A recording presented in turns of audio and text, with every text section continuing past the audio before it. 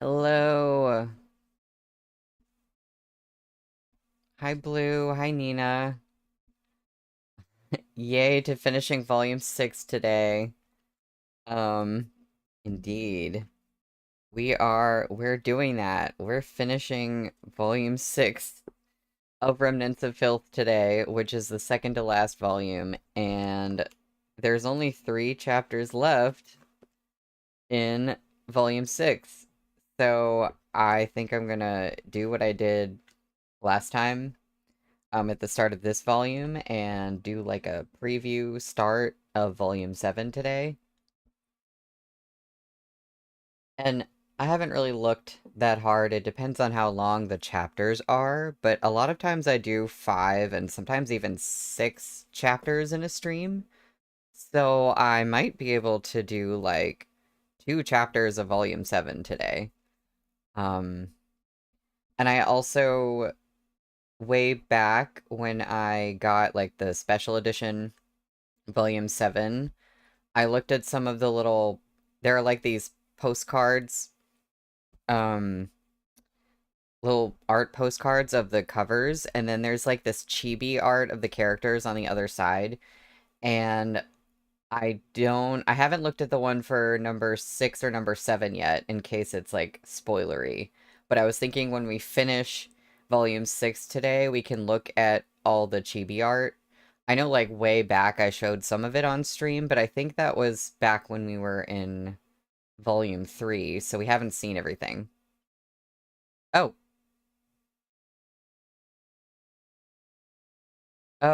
I'm sorry. Did it cut me off? I started talking and I was like, "Hi everyone." I said I said hi to y'all, and then I said like one other tiny thing, and then I just mentioned that about finishing volume 6 and starting volume 7. I'm sorry it cut me off. I don't know why it did that because I know there's a delay, but it usually just connects right away for me. That's weird. Anyway, yeah, we're finishing volume 6 today and starting volume 7, and it looks like we might be able to get 2 chapters into volume 7. Um so I'm super excited about that. Um and I guess I'll just go ahead and get started.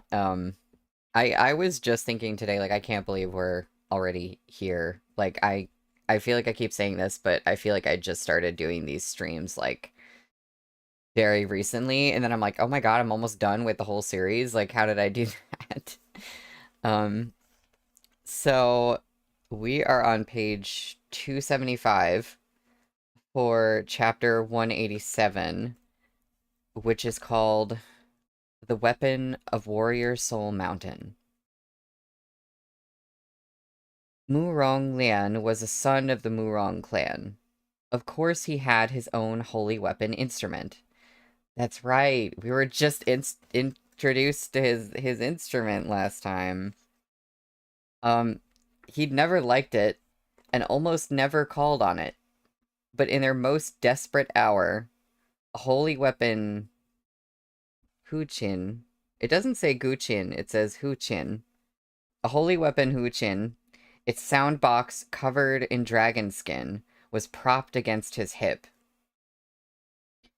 Murong Lian met Gumong's gaze with a glare. What are you looking at? Don't you dare laugh. But Gumong wasn't laughing. He hadn't expected Murong Lian would also have a holy weapon capable of single-handedly routing 3 armies. With a flourish, Murong Lian drew the bow across the fiddle's double strings.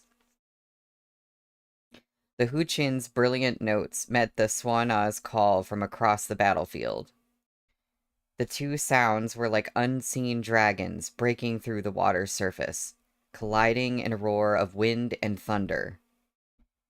This was a duel between 2 sons of music cultivators. Neither could afford to hold anything back. Murong Lian's peach blossom eyes were narrowed as he stared at that familiar false Gumong, his pale fingers drawing the bow over silk strings.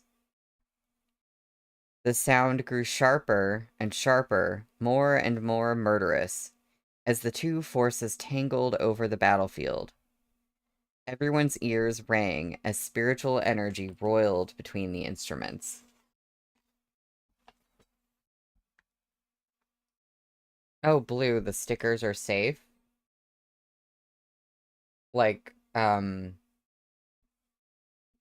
including for... I was talking about the little chibi images that are on the back of the postcards. Um, I have them here with me now, so I'll just show you. Like, on, the first one, it's this. And so they seem to be things from the volume, so I've just been avoiding looking at each one until I'm done with it.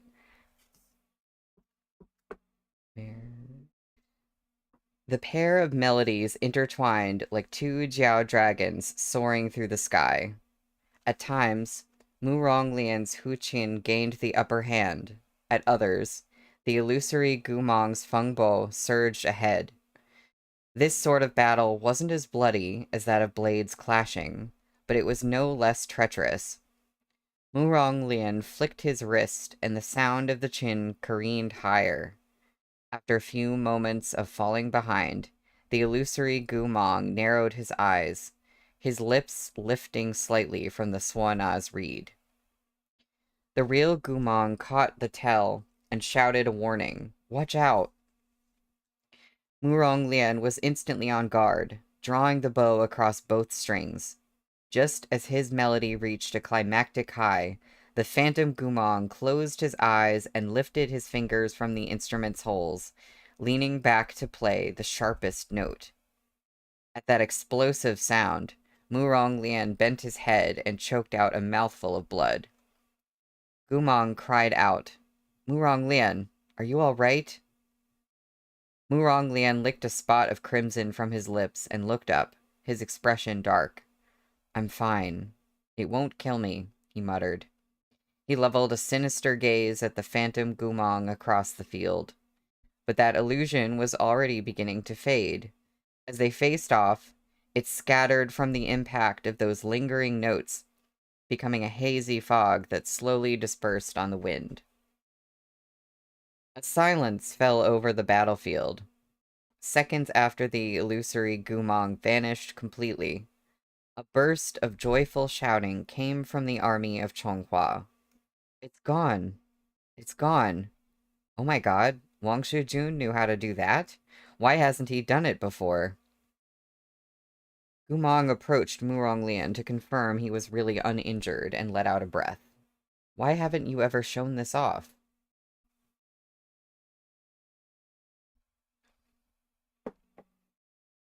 Mu Ronglian snorted, dismissing his holy weapon Hu Qin with an impatient flick of his hand. Countenance dark, he answered. What's there to show off? I detest music cultivation. All that singing and plucking and whining. So damn boring. But seeing the low-level cultivators rejoice and throw themselves back into battle with Liao to take control of the demon refining furnace, a hint of satisfaction emerged on his features. He had no time to savor it. A soul-shaking boom sounded from the distance, followed by a rumbling like Mount Tai collapsing or the Yellow River flooding, as if the world itself was about to end. Everyone stilled in shock, smiles of expectant victory frozen on some low-level cultivators' faces as they craned stiff necks to look up. The red light of magma illuminated their faces and washed away their hope, replacing it with masks of terror. Demon, demon, the low-level cultivators stuttered. It's the demon blood beast. The demon blood beast. As the light of the demon refining furnace brightened to a dazzling gold, roiling lava surged up from the cracks in the ground. It shattered the earth and mountains like the god Pangu breaking through the primordial chaos and burst from the ground with terrifying power. The bright energy became a shrieking whirlwind as it soared upward, pouring into that empty silhouette of the demon blood beast that hovered between the heavens and the earth. Gumong's skull rang with pain. He gasped. He was it, and it was he. He had wanted to stop it from reappearing, but at this moment he could sense it was already too late, that a surge of wild demonic energy, bountiful enough to destroy worlds, had filled the creature's entire body. Within its flaming shell, it was about to rise from the ashes. Run! Use water barriers! Moshi! Tuntian! Gumong's sharp shout roused the frozen cultivators into action.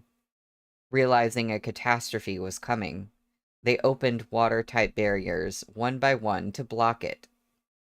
Beneath their feet, the earth shook, fragments of rock and soil surging like resentful ghosts into the world with the gushing flames. One by one, they crashed down on the defense barriers they'd set up. How could any one person be a match for this demon blood beast, forged from innumerable resentful souls? Raging flames licked into the sky with the demonic creature's rebirth, intent on sweeping the entire realm. Slowly, the cultivators lost ground against it. Some with weaker spiritual energy watched as their water barriers were overpowered by the flames. Within moments, they were swallowed up and swept into the maelstrom of spiritual energy for the demon blood beast's resurrection. Moshi gritted his teeth and summoned all of his remaining power to shout furiously once more. Tuntian, come. Amid fire and blood, the massive whale soared into being. Its blue halo shone cool on the fiery sea, touching the cultivators of Chonghua and the living sacrifices with nowhere to go. Faces all across the field turned up toward Tuntian's expansive blue light. Burn marks, terror, bitterness, and despair written over their features.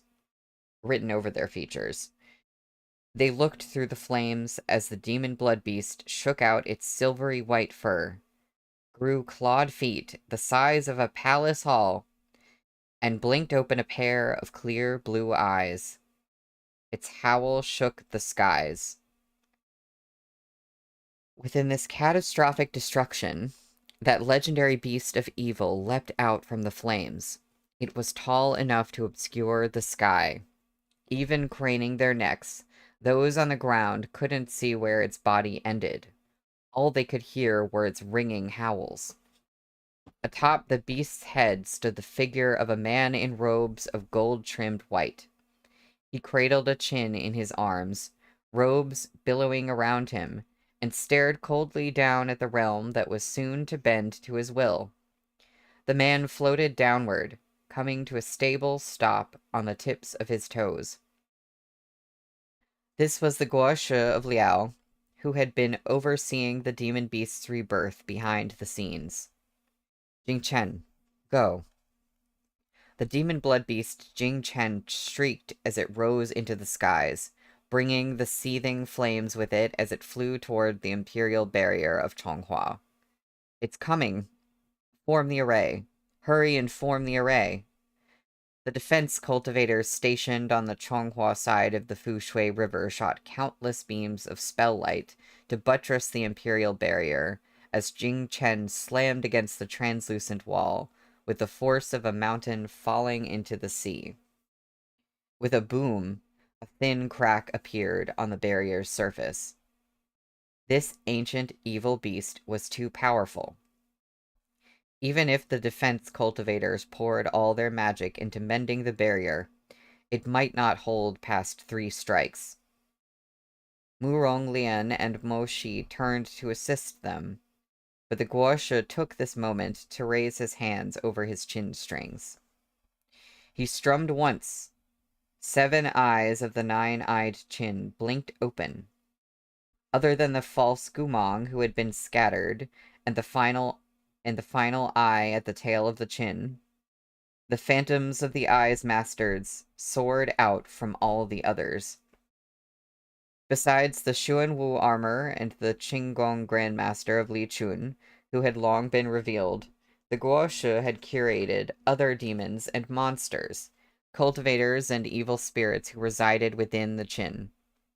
Those 7 beams of illusory light represented 7 domains of unsurpassed power obstructing Moshi and Muronglian's path to providing reinforcement. Who the hell are you? Muronglian raged. Shameless toady, letting others fight your battles. And what's with the mask? Are you so ugly you're ashamed of being seen? The Guoshe paid him no mind. His robes fluttered behind those 7 illusions, smiling faintly. The mask? I've grown used to wearing it, is all. I've nothing to hide. I won't keep it on forever. Once I capture Chonghua City, I'll naturally take it off. He paused, his smile now syrupy sweet. Wang Shujun ought to pray he lives that long. See, I don't want that to happen, but I also want him to take off the mask. The dilemma. He waved a hand, and those 7 beams of light shot toward Moshi and Muronglian like bright swords.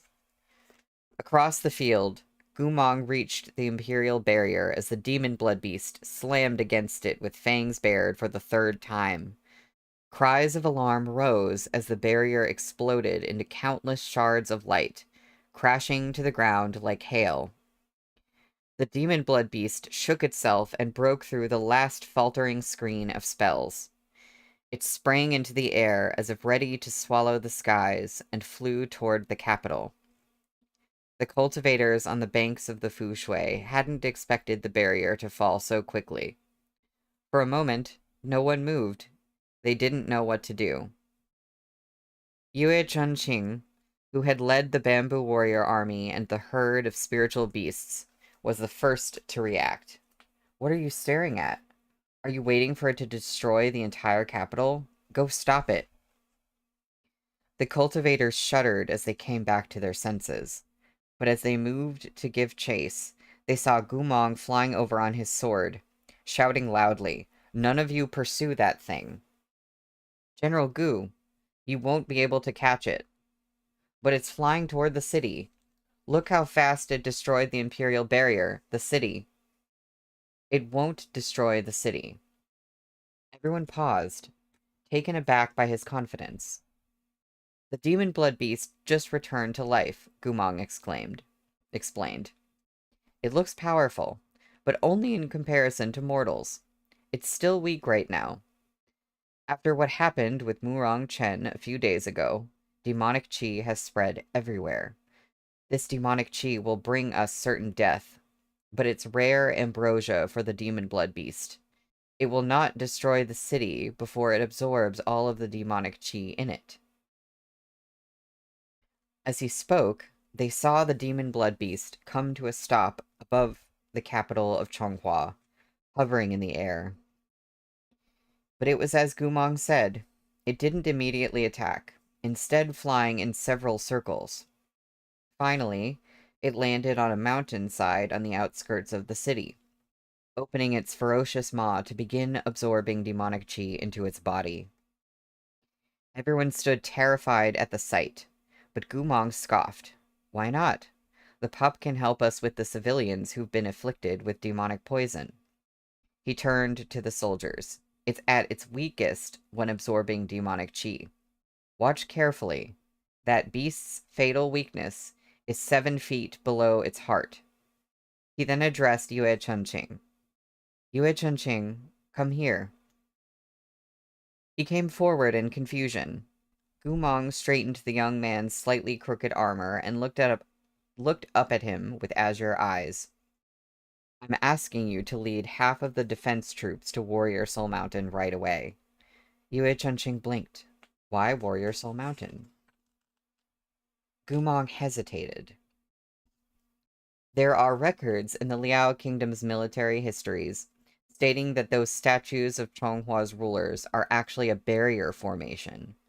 The monuments of the venerated Seven stand guard over the weapon used by one of the founding generals of Chonghua. What? Yue Chunqing exclaimed. If that's true, why didn't we and Chonghua know? Because that general was none other than the brother of the first emperor, reduced to a slave after losing the struggle for power. Hua Po'an's ancestor. Gumong gazed at the distant demon blood beast on the mountainside. After the general fell from grace, the first emperor erased every trace of him and his achievements.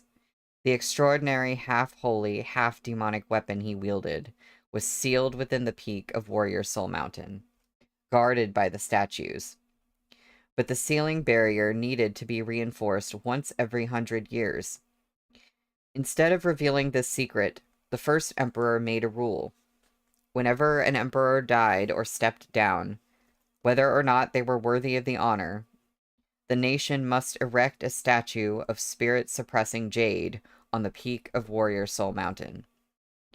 Even if an emperor lived to a ripe old age, it wouldn't be an interval of more than 100 years, Yue Chunqing murmured.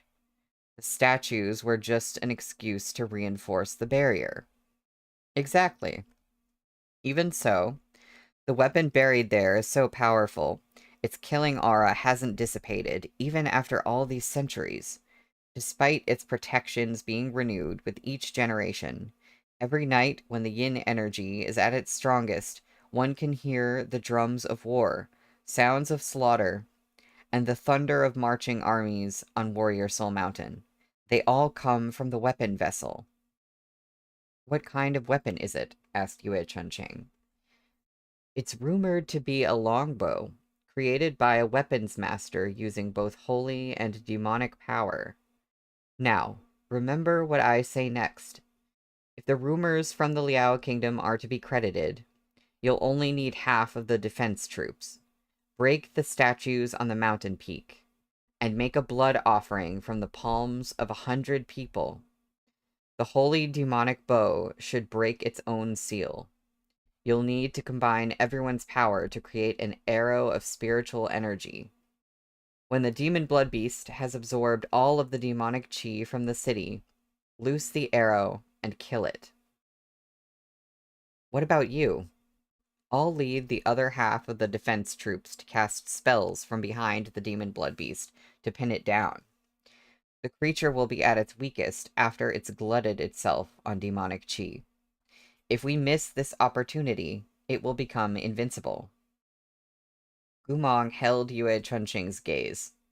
Remember this, he said. Its vital point is 7 feet below its heart. You only have one chance. That's the end of the chapter. The stakes could not be higher. It does conveniently clean the city of demonic energy. Gotta love that. Well, we're on chapter 188, which is called The Way of the Martyr. It took roughly an hour for the demon blood beast to absorb all the demonic chi in the city. As it stated itself, it enveloped its vast body in a barrier of demonic chi so no one could get close to it. Yue Chunqing led half of the defense troops toward Warrior Soul Mountain, while Gu Mong led the remaining half to stand guard on the banks of the rushing Fushui. Dawn had come. War smoke choked the air over the battlefield, the sky whitening at its edges like the pale belly of a fish. Gumong turned back to look toward where the Liao Guoshu was fighting Muronglian and Mo Shi.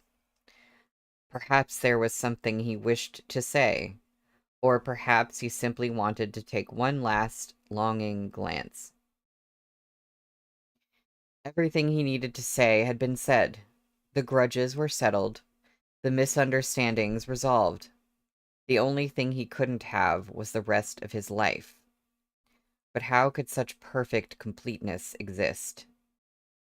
There was very little Gumong was unwilling to part with. He had already rehearsed this ending many times in his mind while he made his plans. The others rightly thought he was going to stop the demon blood beast.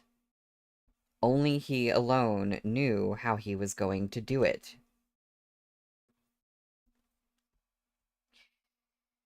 He summoned a golden-winged snow pegasus and straightened his merit ribbon astride its back.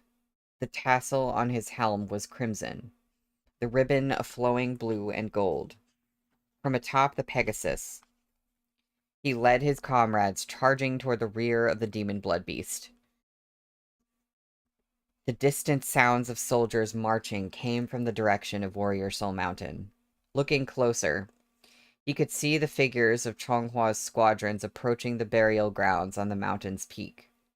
Yue Chunqing was completing the mission he'd given him. The countdown for Gumong's own life. Yeah, I started to realize this in the last stream, but Gumong has not had enough secrets. He's we're still hiding things from people. Dawn was arriving. Day was about to break. When the first ray of golden splendor shot through the darkness, tearing aside night's veil, the demon blood beast inhaled the last wisp of demonic chi in the capital city of Chonghua. In the same instant, a massive boom sounded from the top of Warrior Soul Mountain, as the 7 lofty statues of previous emperors collapsed with a rumble. Gleaming red and gold light exploded from between the trees in the mountain forest as the bow of gods and demons broke through the earth. Gumong knew Yue Chunqing had completed the task he'd given him. It was time for the final reckoning. Gumong could taste the bloodiness of the looming battle. The demon blood beast scented it as well. It roared, swallowing the last of the demonic energy and absorbing the thick demonic chi into itself, pawing the ground. It reared back and sprang into the sky, baring its fangs as it soared majestically toward Warrior Soul Mountain. At the summit, the arrow forged by 10,000 soldiers glowed as it was knocked to the bow, aimed at the demon blood beast's fatal point on Yue Chunqing's orders. But the demon blood beast moved too quickly. It was entirely impossible to aim with any precision. Yue Chunqing's expression shifted as he watched the creature draw closer and closer. He swallowed nervously, unsure of whether to fire. It was then that Gumong unsheathed his blade. Bathed in the dawn light, he cried, "Form the spell!" He was astride a golden-winged snow pegasus, soaring hundreds of feet above the surging river Fushui. A voice-amplifying spell carried the sharp command to the hundreds of thousands of brave soldiers behind him, his voice echoing across the abandoned plains through the smoke of battle. "Find its body." "Yes, sir." The cultivators shouted their deafening response. Golden chains of spiritual energy shot from each of their palms, crisscrossing into an inescapable net, both blindingly bright and enormously powerful. This net flew out from behind the demon blood beast and restrained it, binding its strong limbs and sturdy neck. The demon blood beast howled in its rage. It bared its fangs, struggling in uncontrollable fury. Thousands of chains snapped with each of its movements. Bind it again. Once more, countless chains of golden light shot forth, flinging themselves toward the demon blood beast. Gumong hovered in the skies on his warhorse. The sun was cresting the horizon in the east, breaking through the darkness of the abyss. The scarlet of daybreak was more vast and vivid than the blood on the ground. Gumong's handsome profile was caught in the light of the rising sun, limned in resplendent gold. As the cultivators launched their second wave of spell bindings, Gumong formed his hands into a sigil and closed his eyes. In the instant his lids shut, he saw through the demon blood beast Jing Chen's eyes. He saw Yue Chunqing at the head of a neat troop formation. He saw the battered imperial capital.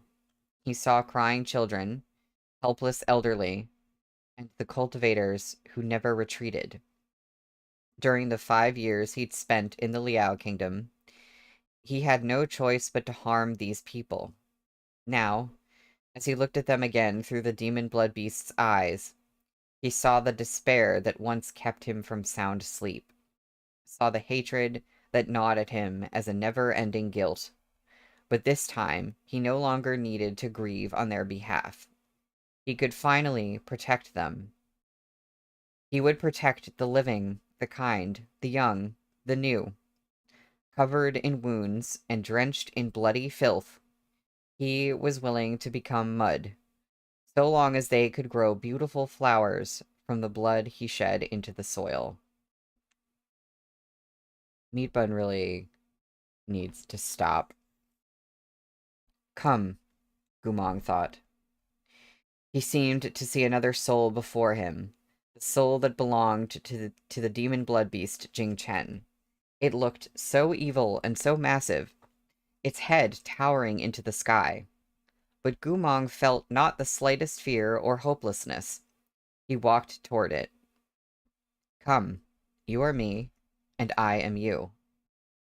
He reached toward the demon blood beast in his mindscape, the same way Chen Tong had done in those visions. It's over now. The demon blood beast couldn't bear Gumong disrupting its mind.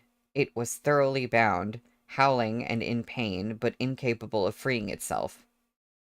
On Warrior Soul Mountain, Yue Chunqing saw his chance. Entirely ignorant of the consequences of the demon blood beast's death for Gumong, he raised a hand, following the order Gumong himself had given him. Fire. The string twanged, and the arrow flew. The arrow, containing 10,000 soldiers' spiritual energy, nailed itself into the demon blood beast's vital point, in the moment the rising sun finally broke through the clouds. Its warm golden light spilled over the earth from behind the black peaks of the mountains, filling the world with brilliance. Daybreak, even in the direst circumstances, was always tranquil and pure. Even the pained howling of the evil beast seemed to fade as the morning sun solemnly climbed into the sky, the sound no longer so terrifying as it had been in the black of night. Under the watching eyes of the soldiers on the peak of Warrior Soul Mountain, of the troops on the banks of the Fushui River, and of the civilians inside Chonghua City, the massive beast's movements grew sluggish, as if stuck in glue. In the majestic light of that new day, the beast raised its head. 7 feet below its heart, the arrowhead had sunk deep. Fresh blood dyed the creature's fur. It threw its head back and howled hysterically, tearing free of the golden binding chains forged by the cultivators on the riverside. No, it didn't help. It's going to go berserk. Gumong made no sound. He sat on horseback, hovering above the Fushui River with eyes unblinking, watching as the earth-shaking demon beast was enveloped in the brilliant light that grew more splendid by the minute. The beast bayed furiously, straightening its legs. Gumong watched it quietly. He was racked with agony, a pain no less than when he had surrendered himself to the Liao Kingdom and had his spiritual energy ripped away and replaced with black magic. It was the pain of death.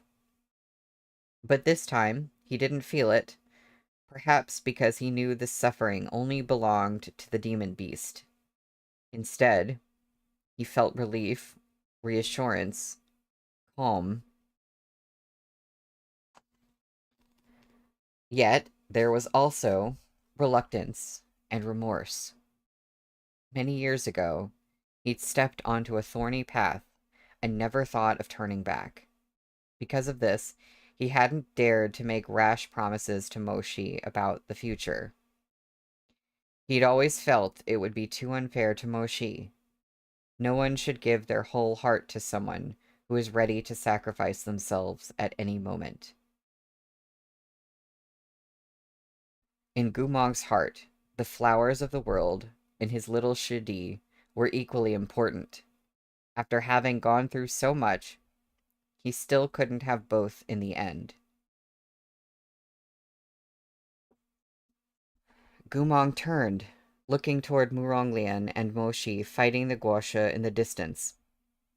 He tried to recall the last thing he'd said to Moshi, but he couldn't remember. He had wanted to leave the most tender words as a goodbye, but the sight of Moshi's face had driven him to blather about trivial things of no importance. In truth, was there anyone who wanted to be a hero or a spy? Everyone wished to settle down somewhere with a few good friends and their own beloved, laughing together over the silly things in books, or fretting over the weather ruining their plans to dry the laundry in the sun. All their worries would amount to no more than the rising price of vegetables in the Eastern market, or how this new type of rice wasn't as good as their usual pick. But when fate came knocking, someone always had to go. No one wanted to leave, but someone had to act.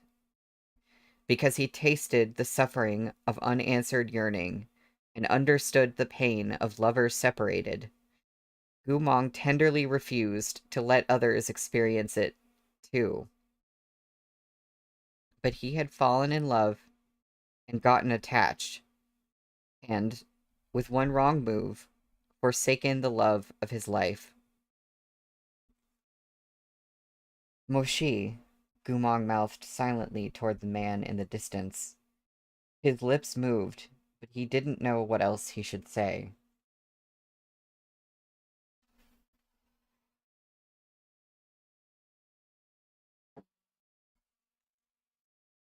He'd known Moshi for so many years. They'd experienced so many things and exchanged so many words.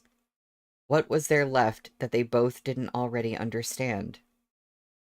In the end, Gumong only murmured Moshi's name a few more times, like a prayer, until he heard the cultivators beside him shout in wild joy. Look! Look! The demon blood beast, it's dying. Gumong turned. He started smiling too. I'll take you home. I'll bring you ashore. Not because this piece of land is great, but because I've always believed that good will replace the bad, and the new will replace the old. Just as the black of night will always retreat before the light of dawn. After all, there are too many seeds of hope in the world. I wish for all of them to blossom into flowers, even if they're no more than tiny, insignificant blooms. The demon blood beast was faltering. After a final weak struggle, it fell to the earth with a great boom. Its life was fading. It was transforming into motes of light, flying into that sky that seemed to have been rinsed clean by dawn. The soldiers were dead silent. Then jubilant cries rose from Warrior Soul Mountain, exploding from where the youngest troops were. Gumong wanted to laugh out loud at the sound. Young lives always held more vigor and hope. They could find victory and find happiness far faster than decrepit old soldiers like him. Okay, out of all the nonsense, can you please not call yourself old in this moment? Good lord. Once, he too had been young. He'd ridden his horse over rolling grasslands with Lu Jianxing. With Moshi, with his brothers, the crisp wind of the past swept over his face like it could scour clean the dirt of a lifetime. In time, he had left his brothers behind at Phoenix Cry Mountain. He'd watched Lu Jianxing's head fall with his own eyes and stabbed Moshi through the heart with his own two hands. He'd aged the instant he took his first innocent life. Chonghua's General Gu grew old back then. He died back then. All this while, he had been so tired. He had shattered to dust long ago. It was faith alone that allowed him, just barely, to glue himself back together. Today, this dead man could finally make good on the unfulfilled promise he'd made on the eve of his 39th battle. I'll take you home. Gumong whispered these words beneath the thunderous shouting that had broken out, and smiled just as he had when he was young. He watched the demon blood beast collapse into dust and light. He watched the people filling the mountains and the city outskirts. Watched the city shout and rejoice. In those crowds, he saw Lu Jianxing, the young Moshi, his own youthful self, and everyone that had died at Phoenix Cry Mountain. Those unremarkable names that no one would remember, but he'd never dared to forget. 10,000 leagues of the nation bought with the blood of 10,000 souls. Today, I finally brought you home. I can finally return to your midst. Gumong closed his eyes and fell from the back of the golden-winged Pegasus, the blue and gold ribbon fluttering in his hair. He let his limbs go slack, tumbling into the great Fushui River amid the jubilant shouting that had yet to stop. How nice. It was as if he'd never known defeat in this lifetime, as if he was taking off his armor and returning in triumph. All his suffering had faded away. No one heard the splash as the surging river swallowed him up. He sank, his ears filled with nothing but rumbling water. He opened those clear blue eyes beneath the surface, taking one last glance at the sunlight growing farther and farther away, glimmering overhead like the stars they'd watched when they were young on the frontier. Beneath the starry sky, Lu Jianxing was laughing loudly. His brothers were drinking wine, and the north wind was warm with the scent of pear blossom white. Moshi sat quietly by the bonfire, listening to Gumong talk about worldly ideals, watching him glory in his carefree youth. They were the best days of his life. Gumong, wild with joy over the demon blood beast's defeat, no one noticed Gumong fall until they heard the sound of someone shouting his name with a throat torn raw. The Fushui was raging. The cultivators first looked in alarm toward Moshi. Only then did they discover that, while they were celebrating their victory, Gumong had slipped from the back of his golden-winged Pegasus. More cries went up. General Gu! What happened? Where's General Gu? Hurry and rescue him. Go down and rescue him. The Guosha took advantage of this chaos. With a vicious strum of his chin, he managed to wound the stricken Moshi. Only the quick intervention of Muronglian stopped him from dealing the killing blow. Continuing to fight the Guosha now would be unwise. But just as Muronglian made to follow Moshi to the great Fushui River to bring Gumong ashore, he heard the Guosha's menacing snort. You too? As if you too can bring him back? Muronglian's face went pale. What do you mean? But Moshi made no sound. He was trembling all over, deaf to anyone's words. He charged, red-eyed, toward the churning water where Gumong had disappeared.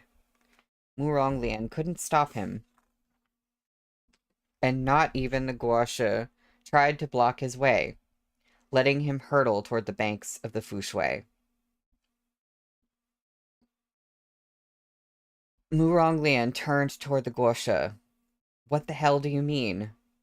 Ah, what Gumong used was a technique similar to the one Tang used back then to defeat and seal the demon blood beast, the guosha replied slowly, the eyes behind his mask flashing with inconstant light.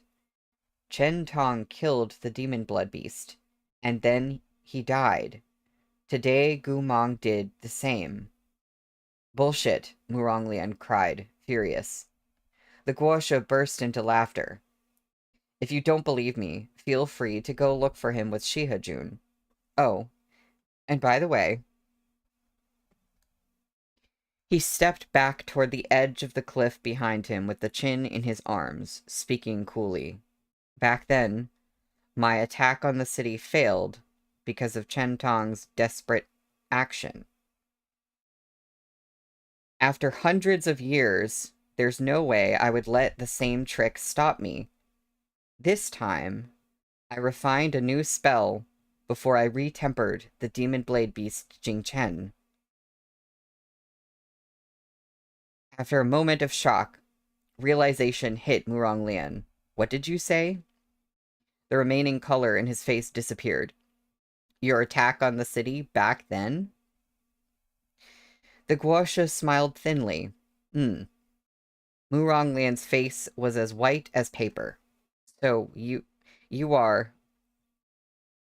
The man before him removed his mask, exposing a face that was chiseled and handsome, but filled with malevolence. Muronglian reacted as if he'd been struck by lightning, taking a few stumbling steps back. You're... The guosha looked up, baring his eerie white teeth in a grin. Since it's come to this, I can't be bothered to keep up the act. You're correct. The previous king of Liao, Hua Po-an. He smiled. That would be me.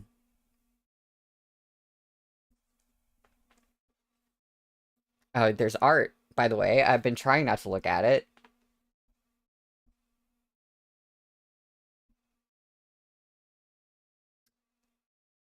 Mm-hmm.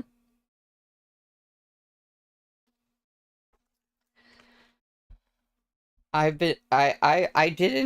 don't know why this didn't really, this didn't really occur to me exactly, but I did think that Hua Po-an was gonna show up somehow, but I also thought Chen Tong was gonna show up in the, like, for real, in the current timeline, so we still have time for that.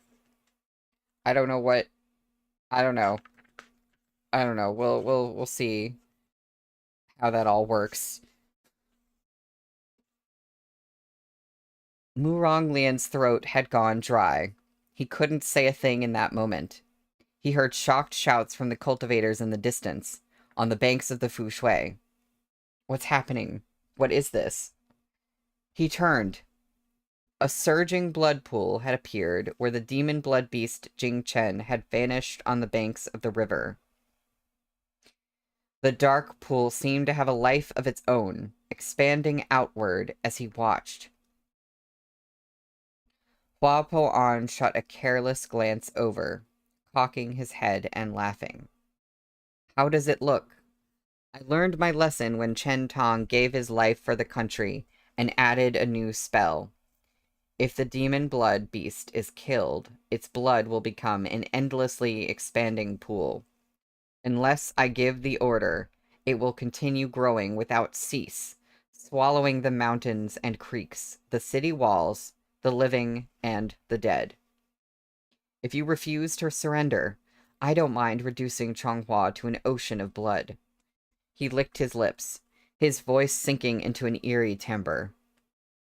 In any case, hundreds of years have passed, and much has changed. There's nothing in Chonghua I can't bear to part with. He threw the mask carelessly to the ground. For now, I'll spare your life. Go back and tell the people of Chonghua what I've said.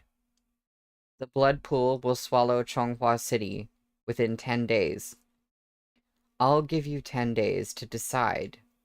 Surrender or die. It's up to you. With that, he swept his sleeves and leapt up with Qinggong. Fluttering like a paper kite, he disappeared into the depths of the Liao encampment's fire beacons.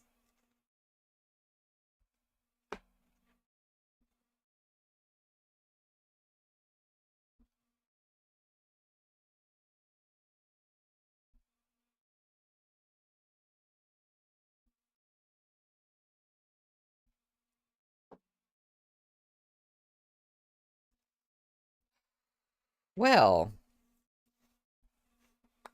that's the end of the chapter. Yeah, I'm upside down smiley face right now. Wait, are we up to the last chapter of the volume? I think we are. I think we are. Yes, we are. Um, okay. I think what makes sense because of the time is for me to take a break. A 5 to 10 minute break, and then when we come back, we will be on page 297 for chapter 189, which is called After the Separation. Cool. Good and cool.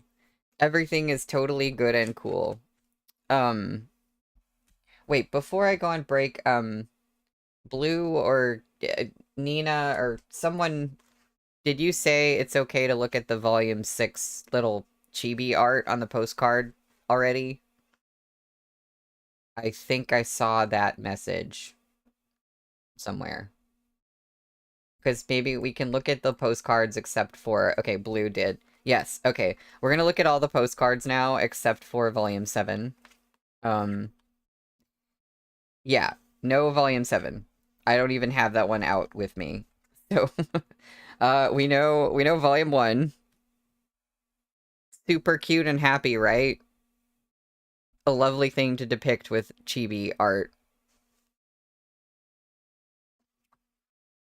Volume 2 is actually cute. Most of them are actually cute. Sorry, I'm trying to get it to where you can actually see it. Okay. This one might be my favorite. Volume 3. We got Gumong and his little dog and his big dog.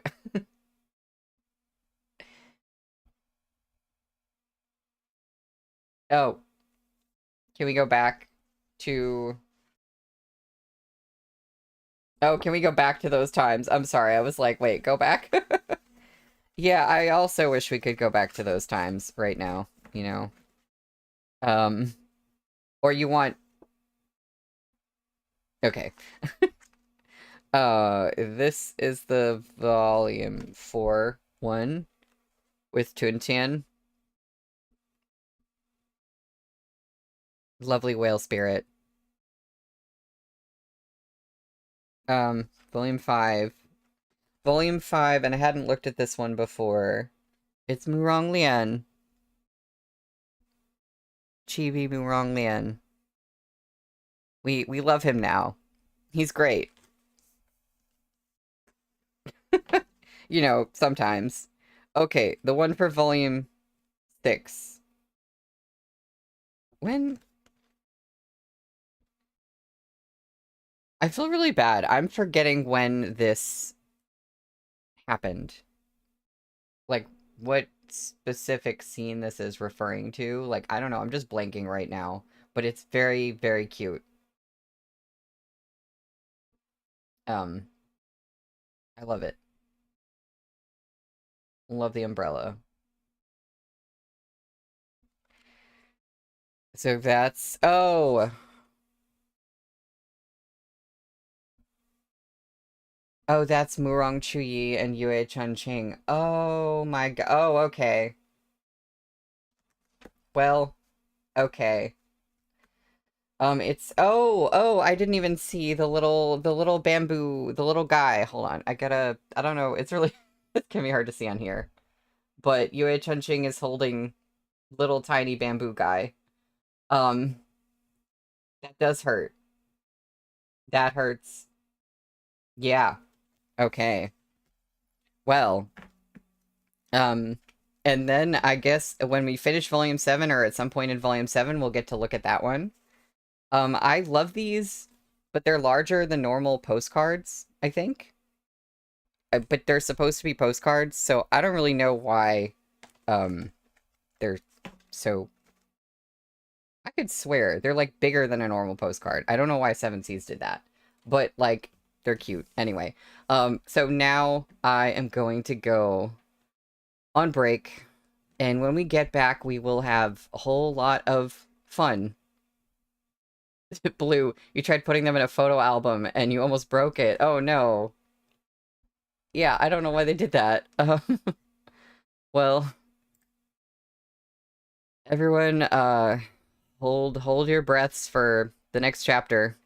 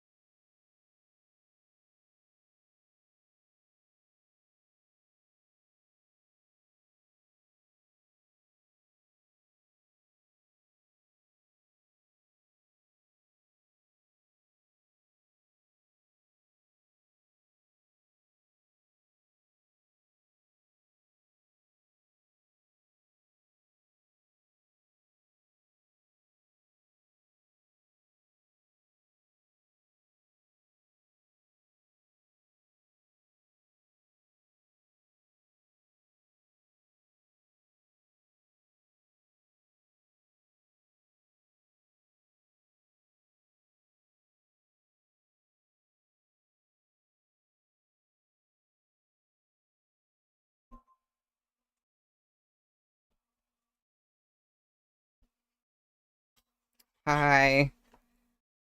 Hello, I'm back. Um, is everything working okay? I'm suddenly frozen. Shit. Sorry. I don't know what just happened. Okay, we're back. Thank you. I was yeah, I know. Yeah. It'll fix in a second, or at least it looks like it did. Yeah. Uh, I was like, wait a minute, I'm completely not centered, and I think I pressed something on my phone. I used my phone to record, and it was like, oh, nope, didn't like that. Um, so, yeah, where, things are happening. A lot of things are happening. I'm kind of glad, I'm glad that we're getting into volume 7 today because I kind of wonder if this volume is going to end in a not so happy cliffhanger. I could be wrong, but it just, seems like it might be going in that direction. So, we're having a very bloody beach episode. Yep. Or a river episode, I guess. So, we're on chapter 189, which is called After the Separation. Now, could that be a separation of Gumong from the demon blood beast and his connection to it? Or, like, what does that mean? It was just as Hua Poan had said. The blood pool the demon blood beast had become grew bigger and bigger, swallowing the plants by the riverside and polluting the river's moat water. Slowly, the walls of the city began to collapse, brick and tile tumbling into the bloody water and melting into thick crimson sludge. This sort of invasion didn't feature the thunderous clashes of a confrontation between two armies, where victory and defeat were decided in moments. Instead, it was like a venomous snake winding through thick grass, unhinging its jaw inch by inch, ready to swallow the prey in front of it. During these days, Chonghua and Liao did not fight. That roiling river, the color of blood, divided the two forces. Chonghua stayed in dead silence, while the Liao kingdom began to wildly rejoice. At nightfall, Moshi walked up the city tower alone, peering over the vermilion railing of a turret, sporting a dragon's head gargoyle. The blood pool lay beneath him. Across the wide, crimson river, the lanterns of the Liao Kingdom encampment were lit. Cultivators sat around their stoves, bonfires burning, behaving with the ease of an army whose victory was within their grasp.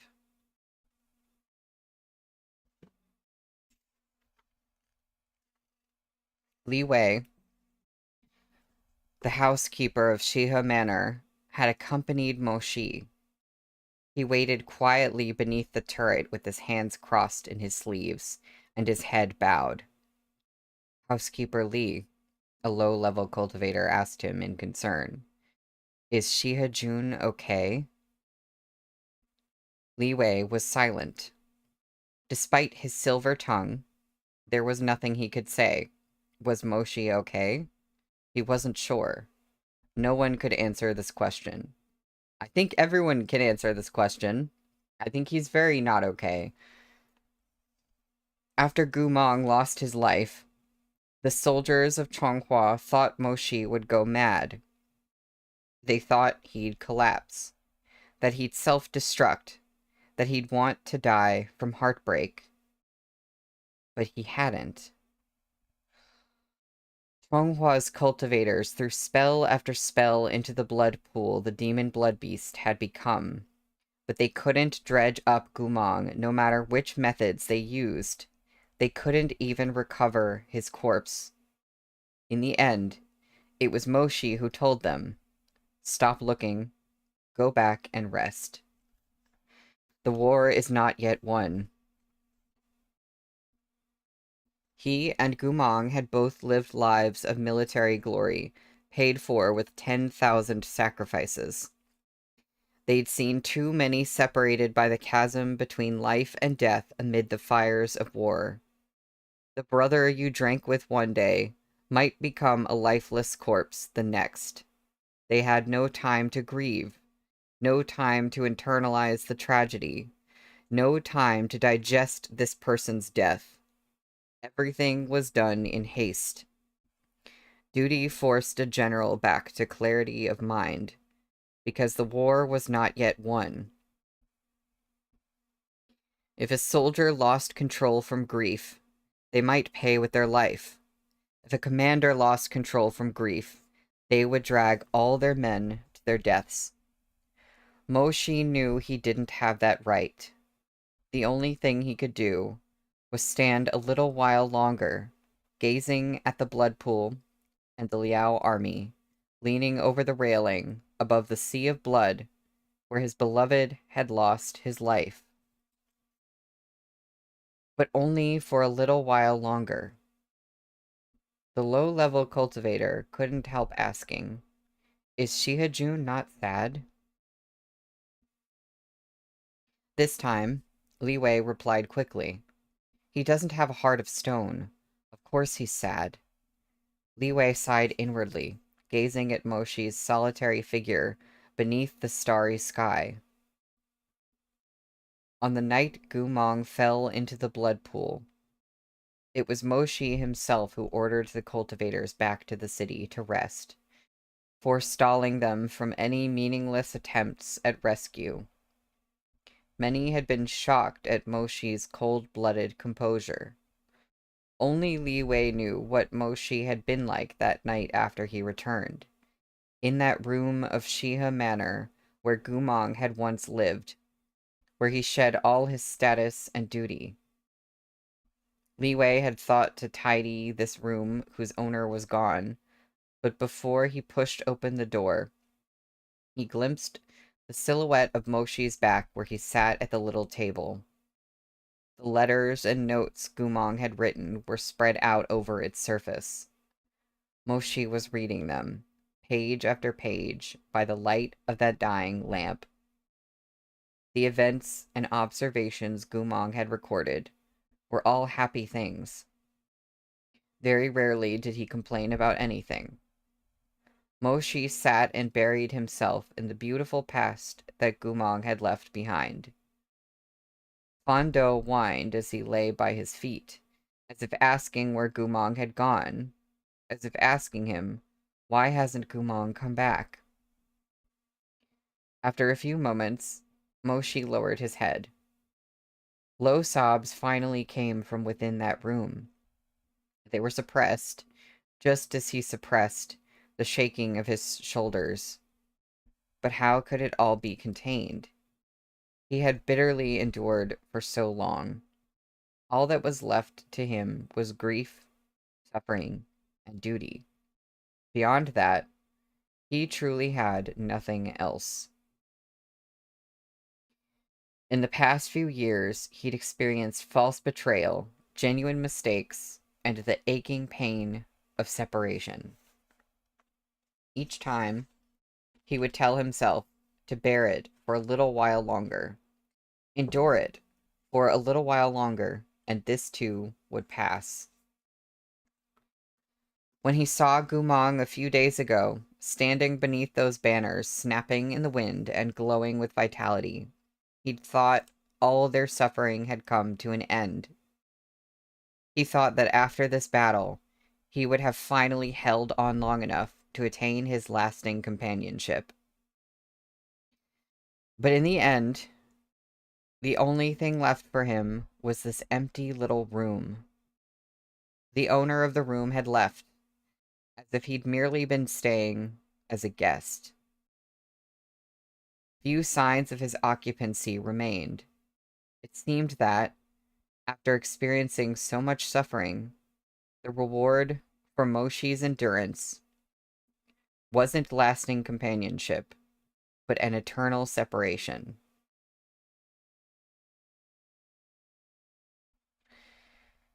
Moshi picked up that stack of soft paper and pressed it to his chest, close to where his heart beat, as if the writer of those words had left some warmth on the pages. He couldn't hold back anymore. Hoarsely, weakly, softly, he cried, "Gumong, Gumong." He couldn't say anything else after that. He wasn't the pillar of the empire. He wasn't General Mo. At that moment, he was just a defenseless man who had been forever separated from the one he loved. He was just the little Shidi Gu Shishong left behind in a sea of blood. All his comrades were gone. Those 70,000 dead souls. Those brothers who had marched with them when they were young. And now Gumong was gone too. Moshi was the only one left behind. It was just him alone in the time before dawn. Whether in love or in hatred, his Gumong Guga would never turn back to look at him, smile brashly at him, or get upset with him in his confusion. A sob like a dying beast wailing in agony tore through the last of his self-control. Moshi hunched over, sobbing, grieving. In the end, like a trapped beast that had lost its lifetime mate, like a lion alone at the end of its life, he cried himself breathless in this silent night, exhausted and despairing. A life was so long, and the world was so vast. Only this moment, this space, was his alone. With a last look at his back, Li Wei sighed and gently closed the door for him. Moshi had never been heartless. Li Wei knew, as perhaps no one else in all of Chonghua did, what Gumong had truly meant to Moshi. He wasn't light or fire. He wasn't hope, a lover, or a brother. To Moshi, Gumong might have meant more than all of those things together. It wasn't abandonment when Moshi ordered the cultivators to stop wasting energy searching for Gumong. Moshi knew better than anyone what choice Gumong had made, what Gumong wanted, and whether he would come back. Li Wei left the little courtyard. He respected and revered his lord very much. In truth, even before the emperor had bestowed him upon Moshi, he'd felt that Shihajun was the backbone of Chonghua. Now, that backbone had broken where no one else could see. He hurt terribly. It was nearly impossible for him to keep going. But everyone else in the nation only saw Moshi's strength and forgot that he was a living man of flesh and blood. He had just lost the person most dear to him. But the only place Moshi was allowed to catch his breath as a human being, to mourn, to yearn, to embrace that lost person's scent, was this small and lonely room. This was his home with his Gumong Guga. Li Wei couldn't bear to disturb him, nor bear to look again. This was Moshi's goodbye to Gumong. It had nothing to do with Shihajun, with General Gu, with rank or hierarchy, life or death.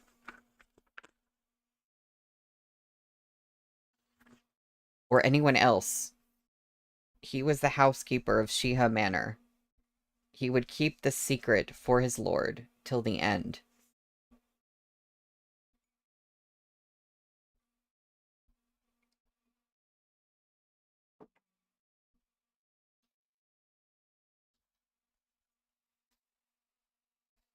And we just have to keep going. I just have to keep reading.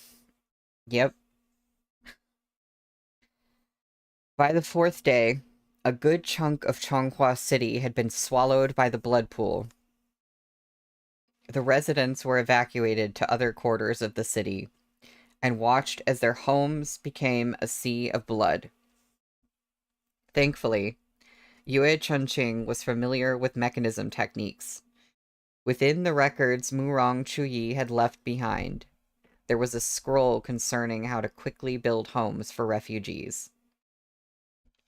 He followed the diagrams and temporarily resolved the issue of these people's shelter.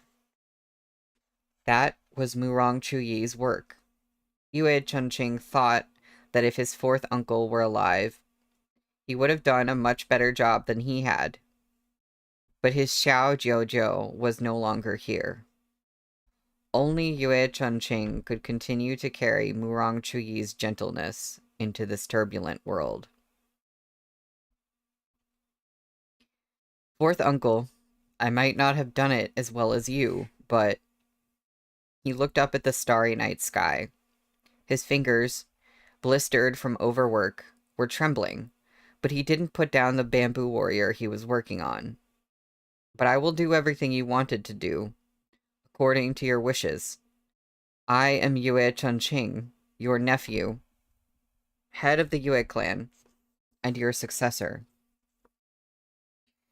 The brilliant stars flickered, lending their light to this world of smoke and flame, and shone down on Yue Chunqing's eyes, glistening with tears. Quietly, he choked out. Do you see it? From up there in the sky? In the past, you were always silently protecting me. Now it's my turn, Uncle. I'll protect our home.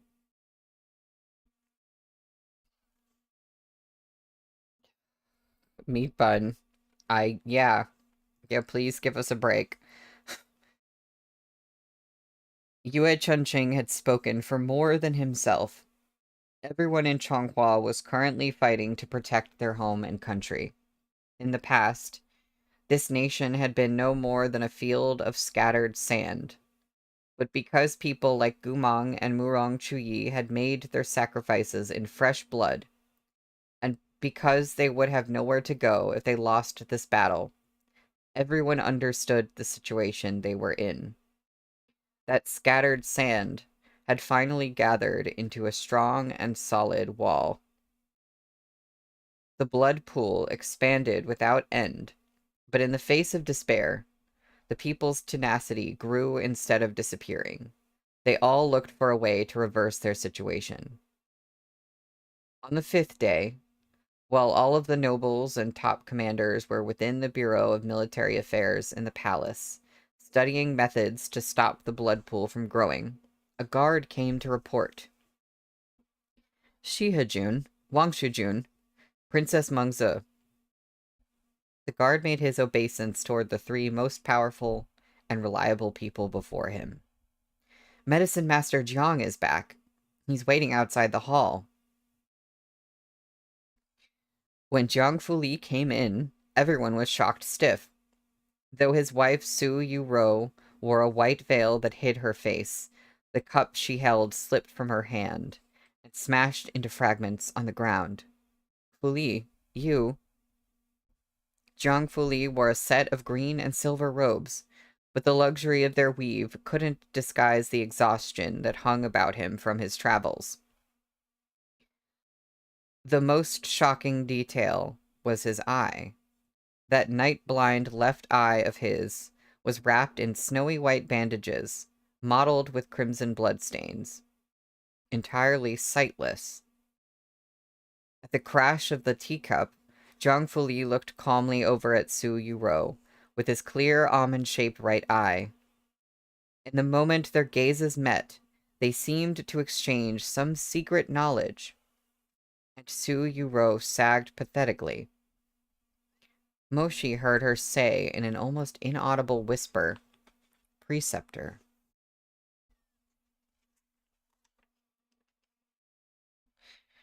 Zhang Fuli's clothes were bedraggled, but his countenance was resolute. That face undoubtedly belonged to the cunning salesman Medicine Master Jiang. Yet somehow, his bearing had changed completely. The expression he wore was foreign on his face, as if it belonged to a different man. The person before them looked gentle, calm, and determined, unlike the medicine master Jiang they had known. The old medicine master Jiang had given off the impression that he didn't know what he wanted or cared about other than money. That medicine master Jiang of the past had been heartless and merciless, a hollow man. But the version of him who had arrived today seemed to have finally summoned his missing soul. He swept a glance around the room with his beautiful remaining eye. His gaze ran across Murong Lian and Murong Longzi, then paused momentarily before eventually landing on Moshi. He studied Moshi in silence for a few moments before he spoke, voice low. Shihajun, I have something important to tell you. I ask you to step aside so we may confer. Zhang Fuli spoke with a good deal of courtesy, but his words carried an inexplicable air of command. Everyone in the room felt the sudden change in Zhang Fuli's temperament. When Moshi looked in his direction, he couldn't help a twinge of anxiety. Murong Lian took a sharp pull of ephemera and raised a hand, grabbing Moshi before he could leave with Zhang Fuli. Hold it. He narrowed those sultry peach blossom eyes to slits, staring at Zhang Fuli. Are you the real medicine master Zhang, or another fake? When you were 7, you put a thick layer of silk paper in your shoes, because you didn't like that Gumong was taller than you. As a result, you accidentally tripped and cut your head. The stitches numbered... Stop, stop, stop. Murong Lian looked mortified, then instantly tried to bury it beneath composure. Enough. I know you're the real one now, okay? He released Moshi in embarrassment, rolling his eyes as he cursed under his breath. Zhang Fuli led Moshi to a side room in the palace hall. Once the attendants had withdrawn, Zhang Fuli waved a hand, and a glimmering protective barrier came down on all sides of the room. At the sight of that barrier, Moshi's breath caught in his throat. The Holy Spirit barrier was lost 100 years ago. He looked sidelong at Zhang Fuli's lean face.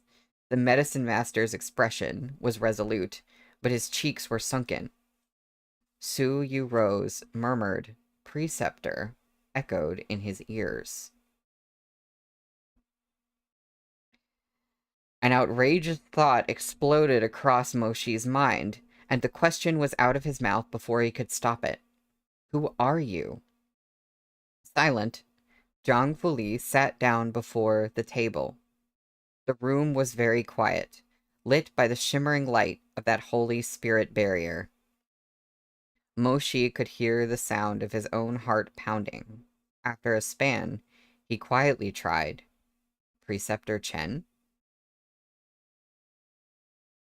Zhang Fuli looked up. His remaining almond eye was bright brown and calm. I'm not him. Chen Tang died hundreds of years ago. I'm Zhang Fuli. That's all. He paused for a moment, then changed the subject. I heard about General Gu. Gu Mong's name was like a sharp needle driven into Moshi's shattered heart. Moshi lowered his long lashes. They fluttered slightly as they obscured his eyes. He was still so young, Zhang Fuli said. He hadn't received the reverence he deserved, or the peace he should have had. He and Chen Tang are not the same. They both sacrificed their lives to end the demon beast. But General Gu still had things he yearned for, and inseparable attachments to this world. At the words inseparable attachments, he looked straight at Moshi. But Chen Tong didn't. When Chen Tong chose to die with the demon beast, he had lost all faith. He had nothing left to yearn for, and no attachment to life. Chen Tong wished to die, while Gu Mong wished to live. Jiang Fuli shook his head. I'm sorry, it shouldn't have come to this. Moshi frowned. But if you're not Chen Tong, how can you know what Chen Tong felt when he died? As Moshi had expected, Jiang Fuli went silent. That is a very complicated story to tell. I'm willing to listen. Jiang Fuli paused, as if considering how best to begin. Back when I was treating Gumong, I shared a portion of his memories. I saw you two at Bat Island, meeting a maiden named Wu Yan, that demoness who loved Chen Tong. Correct, Jiang Fuli affirmed. When I saw his memories, I felt I'd seen her somewhere before. Jiang Fuli poured 2 cups of strong tea and pushed one over to Moshi, claiming the other one for himself. Only then did Moshi notice that the white gauze crossing Jiang Fuli's face appeared sunken. It did not betray the curve of an eye. Jiang Fuli's eye was completely gone. Yet he seemed not to care at all, as if his health and body were completely meaningless to him. In the many years I've been in Chonghua, there have been no shortage of people who've asked which country I hailed from, or inquired about my past. I never replied to any of them. You might find me indifferent and aloof, unwilling to speak, but that's not the truth. He shook his head with a grimace. I really don't know who I am. He continued. Almost all the memories I have begin from when Yuwu and I were fleeing across the lands.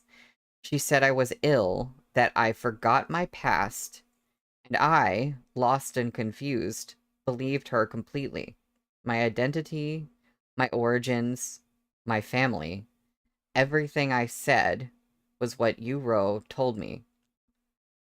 Trying to recall my past made me feel ill. I was instinctively repulsed, and so I never thought deeply on this matter. But in the past few years, I began to dream. I saw the same faces and events again and again. They were fragments, without any semblance of order, and Yuwu would say nothing about them. Whenever I asked her, she said she didn't know, and I didn't investigate. Until recently, when I examined Gumong and saw his memories of Bat Island. The Wu Yan he saw was identical to the girl in my dreams. Jiang Fuli closed his eyes.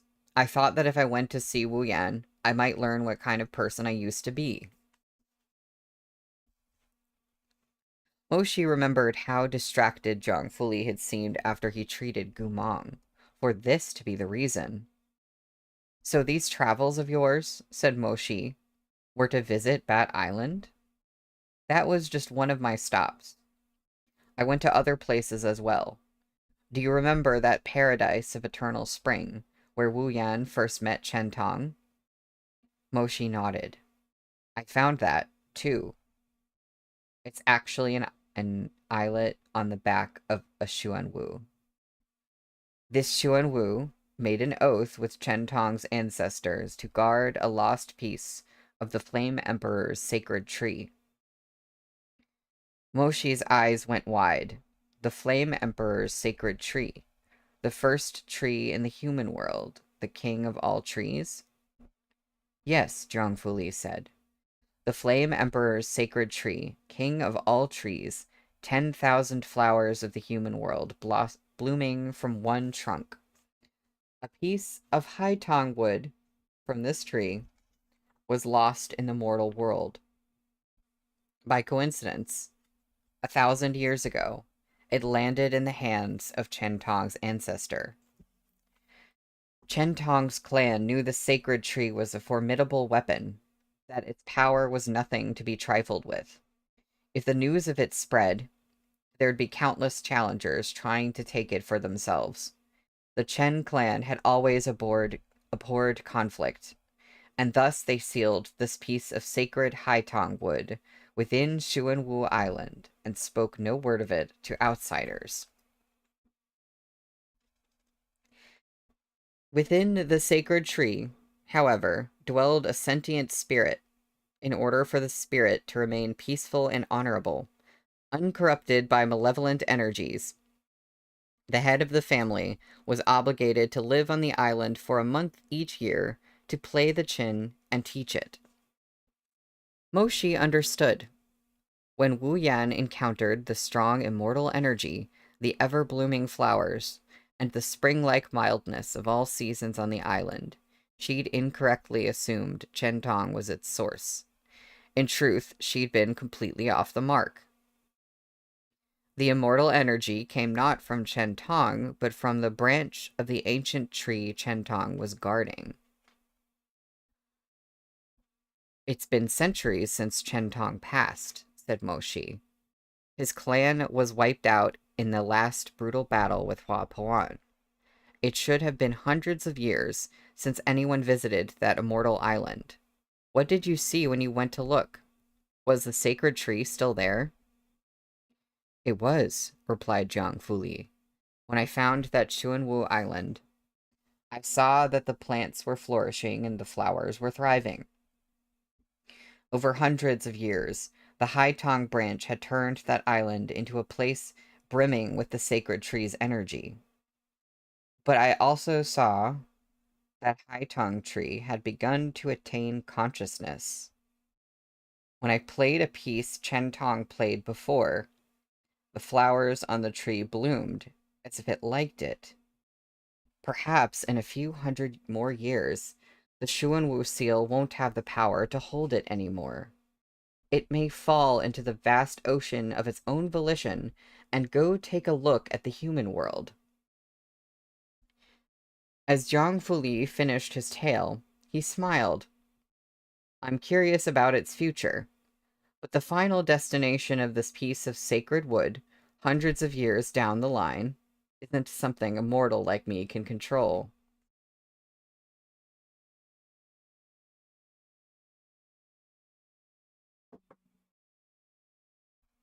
Medicine Master Jiang, why do you know Chen Tong's family background so well? Moshi paused. Are you really not Preceptor Chen? Zhang Fuli set down his cup and sighed. Before I went to the islet, is it an islet? Am I pronouncing that right? Just another one of those words that I realized that I never actually have heard anyone say out loud, so I don't know. I went to the islet, I went to Bat Island, and sought out Wu Yan. Okay, good. Good to know. It was she who helped me recover the rest of my memories. When I did, I was able to give her closure. Indeed, I am not Chen Tong. But for the past few centuries, there's been someone who's wished more than anything for me to become him. Moshi stared. Who? Jiang Fuli looked up, 3 syllables falling from his thin lips. Hua Po An. At Moshi's expression, Jiang Fuli seemed to grimace. You think this is absurd. I thought so as well. I have all of Chen Tong's memories and feelings, but I know I'm not him. Then you are. I'm merely one of his cousins. As for my own name, Jiang Fuli's tone was mild. Over the past centuries, Hua Po An named me Chen Tong, and Su Yu named me Jiang Fuli. I've been lost and confused for so many years, and have long since forgotten my real name. All I know is that I'm a simulacrum constructed against my own will, created because Hua Po An couldn't reconcile himself to the fact of Chen Tong's death. My body contains Chen Tong's memories, the remnants of his soul, his techniques, and his past. His voice was low, measured, and gentle, without any sign of strong emotion. But listening, Moshi felt an extraordinary sorrow. I'm a puppet, no better than Murong Chuyi's bamboo warriors or Zhang Yeshue's clay figurines. Even in his shock, Moshi couldn't help protesting. Medicine Master Zhang, but he didn't know what to say to console him. You don't need to comfort me, Zhang Fuli said. You're heartbroken enough yourself. Perhaps others can't tell, but I can. The reason I rushed back today wasn't to find someone to spill my secrets to. I came to offer a plan for victory. Since Hua Po-an thinks of me as Chen Tang, it wouldn't do for me to miss the second battle hundreds of years later. Moshi tensed. You know how to keep the blood pool from expanding? I know of a method no one has tried, though I can't guarantee its success. We can only make the attempt, Zhang Fuli said. But on Xuanwu Island, I performed a divination. The sacred hexagram said that as long as you, Shihajun, complete a certain task, everything could change. Even death.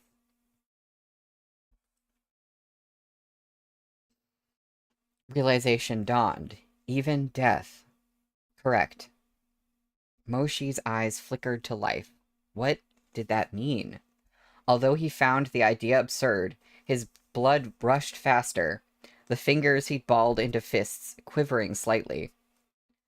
I asked the medicine master for instruction. Zhang Fuli rose, shooting a glance outside as he moved to lean against the window. By now, the demon blood beast's blood pool had expanded into the city. It was slowly devouring the entire imperial capital. He turned back to Moshi, producing a dark, obsidian-like crystal, which he placed on the table. Chen Tang's clan guarded two hidden treasures. The first was the branch of the sacred tree that I spoke of earlier. The other was this crystal. This is the most secret and most important treasure of Chen Tang's clan, and Chonghua's only hope for resolving this calamity. Zhang Fuli paused. There's still time. Before you use it, I'll tell you in detail about the past events I know. A section of the past related to Chonghua's greatest enemy, Hua Po-an. And that is where the book ends. That's where the book ends. Mm-hmm. That's where it ends. Okay, oh, now I can look at the colored illustration. Blue, thank you. I had forgotten about that. Alright. What?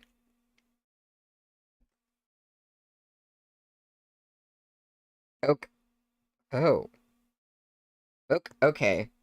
Where? So... Okay. Can we... Okay. So...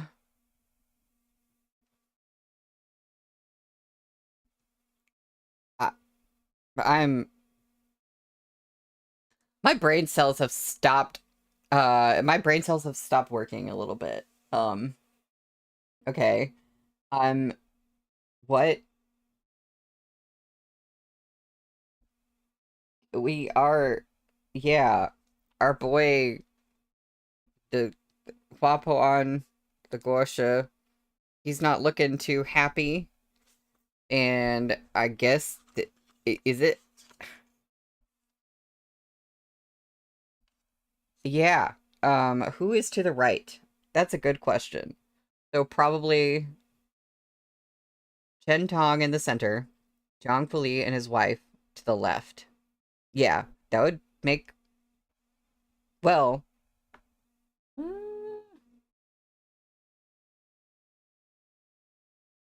I'm not sure.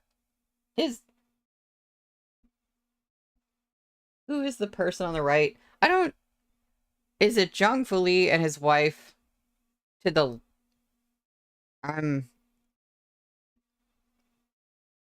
It's still Hua Po-an and Chen Tong.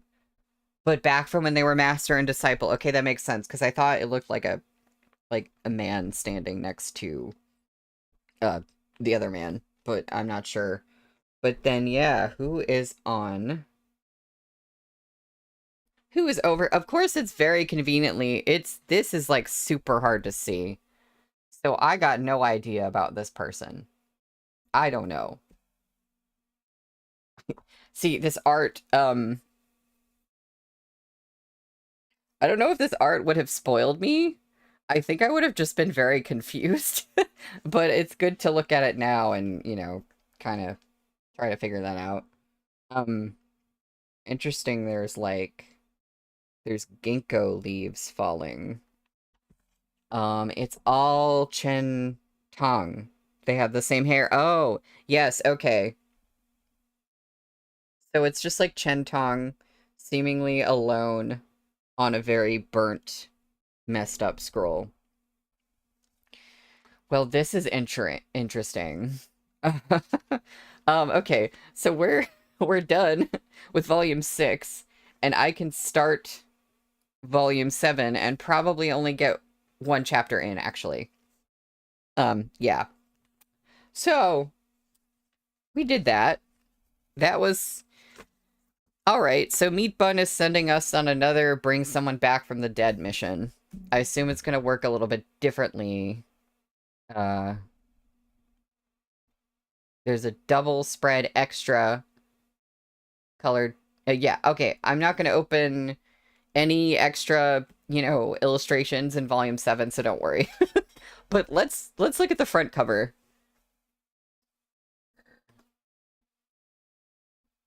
Okay.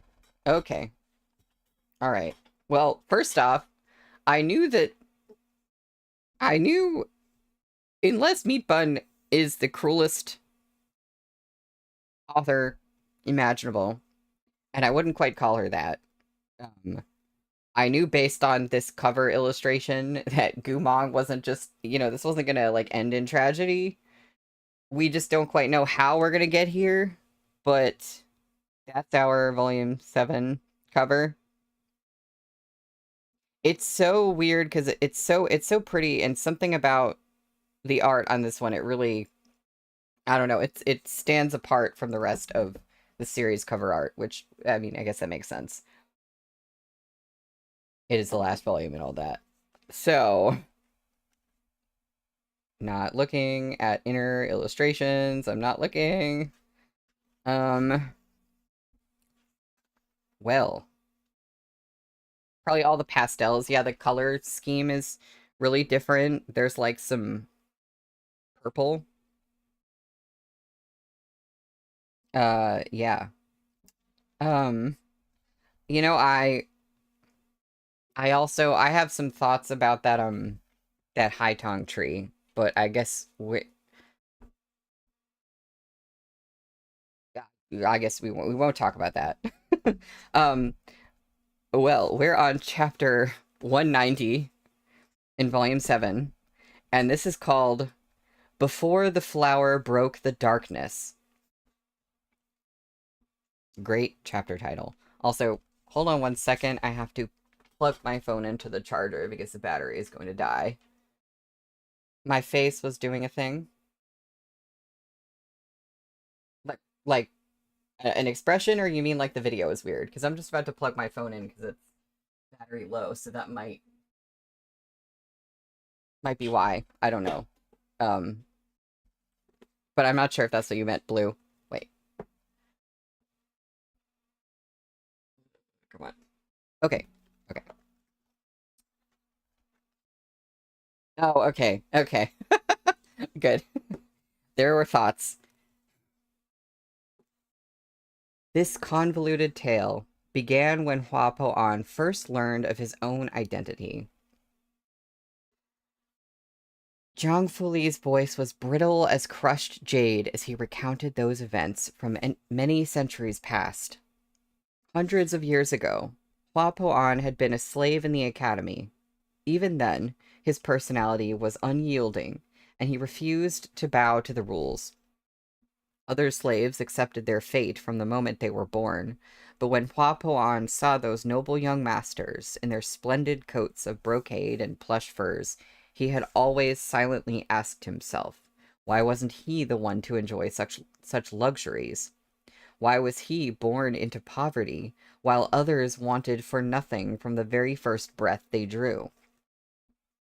As he grew older, Hua Puan's wild nature had become harder and harder to tame. He began to cultivate in secret.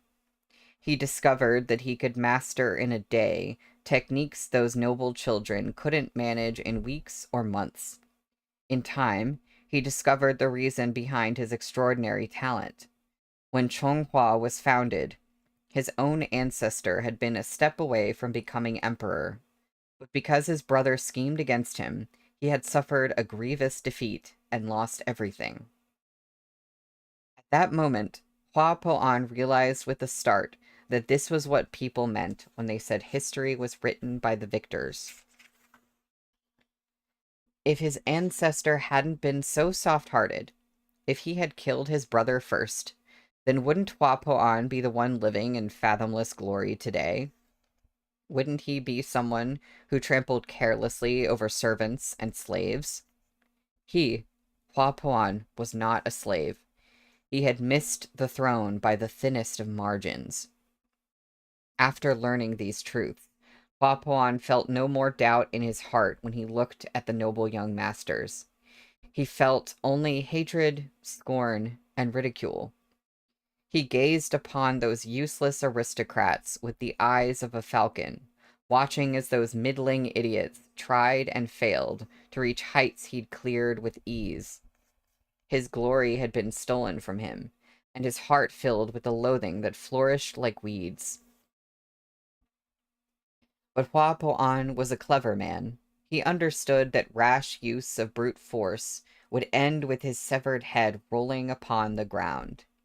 Even after he learned of his lineage, he feigned ignorance of it, pretending to be helpless and pitiable. He slithered like a snake through the underbrush, peering furtively at the grass rustling in the breeze. He hoped to find a legitimate opportunity to show himself before the emperor. Thus he slowly constructed the stairs that would take him up through the ranks. The first step he placed his foot upon was the Academy's purest and kindest Grandmaster, Tang, Preceptor Chen. Hua Poan made a point of coming before Tang from time to time, leaving the man with the impression that the slave was obedient and sensible. When the right moment arrived, he staged losing control of his spiritual core and managed to secure Tang's compassion through a lie, just as expected. I've reported this incident to His Imperial Majesty and made an exception to take you as a disciple, Tang told him gently. Focus on resting. Once you recover, you may learn from me and move through the academy as you please. Hua Poan's first risky move had paid off. Of course, that tender-hearted idiot Tang didn't disappoint. From then on, Hua Poan exploited Tang's compassion, putting on a lovable and docile act by his side. As the days wore on, he successfully placed piece after piece on the chessboard of his ambitions, drawing ever nearer to realizing his goals. Still, it was not as if he never knew guilt. As he yearned to reach the upper echelons of power, he cultivated with rash abandon. Once, after he fell unconscious from a high fever, he woke to find Tang sitting wearily at the desk, cheek propped on his palm as he slept fitfully, a bowl of medicine ready by his hand. As he gazed upon Tang's weary, elegant profile, Hua Poan's heart had indeed ached. He hadn't failed to notice the things Tang had done for him throughout the years. He noticed how Tang patiently taught him and guided him without a care for others' criticisms. He watched Tang argue that slave-born people were as innately kind as anyone else, that there was nothing they couldn't be taught. He'd walked beneath Chen Tong's umbrella, eaten the rice porridge Chen Tong cooked him, and used the healing salve Chen Tong gifted him. His Shizun had never remotely mistreated him because of his status. He gave him a name, Hua Po An, signifying that even in the dead of night, a flower could bloom and break the darkness. Hua Po An had called him Shizun with feigned regard in the beginning, but by the end, his sincerity was real. Unfortunately, Hua Po An's grudges and ambitions overruled all else. His sincerity changed nothing. He knew Chen Tong's clan was unfailingly loyal to the emperor. In fact, this clan had been foremost among the families who had once overthrown his ancestor. Was this karmic retribution, or simply reaping what they had sown? For all his guilt, Hua Po An stayed his course. He pried into Chen Tong's secret techniques and furtively studied those forbidden black magic arts that everyone despised. He altered every single bright and honorable spell Chen Tong taught him, twisting them into dark and malevolent techniques. He raised an army and rebelled, hoping to overturn the imperial court of Chonghua. He led hundreds of thousands of troops and the demon blood beast Jing Chen to besiege his motherland. He marched forth, aglow with excitement and arrogance. He pictured how the nation would fall to its knees when he took the city, how the people would bow down before him, the slave no one had found worthy, and beg pathetically for their lives to be spared. How very satisfying this would be. Would he allow them to live, or doom them to die? Hua Po An didn't care to think that far ahead. To him, these people were as significant as dead grass left in the fields at the end of autumn. They were beneath his consideration. There was only one person whose fate he turned over again and again in the depths of his mind, unable to decide how he ought to dispose of him. That person was none other than the first step he'd used in his ascension. His benevolent teacher, Chen Tong. Would he reduce him to a commoner? No, no. That would be no fun. Let him continue teaching at the academy? Much too boring. Snap all the tendons in his limbs and throw him in prison? But why? After all, Chen Tong had shown him nothing but kindness. Hua Po An had no grudges against him. Why would he lock him up? And yet, whenever that last thought crossed his mind, Hua Po An felt a strange thrill, one that made him lick his lips as his eyes lit up. He didn't know the meaning of this impulse, but he had a vague inkling that a large part of his satisfaction in conquering Chonghua would come from the power he would wield over Preceptor Chen. He could control him, punish him, defile him.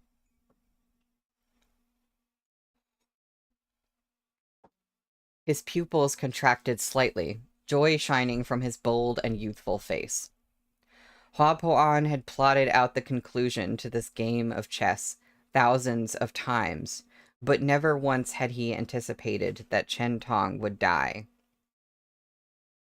Yet as Hua Po An looked on, Chen Tong had raised his hands, the same hands that had once wiped Hua Po An's fevered brow, and snuffed out the life of his cherished demon blood beast. With the same eyes that had once gazed warmly at him, Chen Tong fixed him with a cold stare. In that voice that had once patiently explained a difficult spell, Chen Tong spoke with a sharp viciousness. It's over. Hua Po An, your ambition ends here. He was a schemer filled with wild ambition. He'd never put much stock in sentiment. But after Chen Tong's death, his sanity frayed, and his appetites grew increasingly depraved. It was fortunate that when Chen Tong sacrificed himself to kill the demon blood beast, he did not utter the words. Sorry, it was fortunate that when Chen Tong sacrificed himself to kill the demon blood beast, he did not utter the words, "I regret ever taking you on as a disciple." Perhaps he had no opportunity before death claimed him. But it was a great stroke of luck nevertheless. Hua Po-an might have gone even more insane otherwise. He was already crazy enough. It's as y'all have been saying, it's so Ranwan. Chen Tong perished. The demon blood beast was sealed, and the Liao kingdom's army was defeated. Everyone knew the conclusion to that great battle. What they did not know was that, after Hua Po-an retreated with his troops to Liao, hatred and discontent roiled in his chest, joined by an anguish he was unwilling to acknowledge. In this state of turmoil, he gathered all the soul-summoning methods in the 9 provinces and summoned a fragment of Chen Tong's departed soul. He was seized by a frantic need to ask Chen Tong a question. Why did he go to such lengths? Wasn't every emperor more or less the same? Why couldn't he, Hua Po-an, sit upon that throne? Even if he'd killed everyone upon taking the city, he would have spared Chen Tong. Why was it Chen Tong who had to die?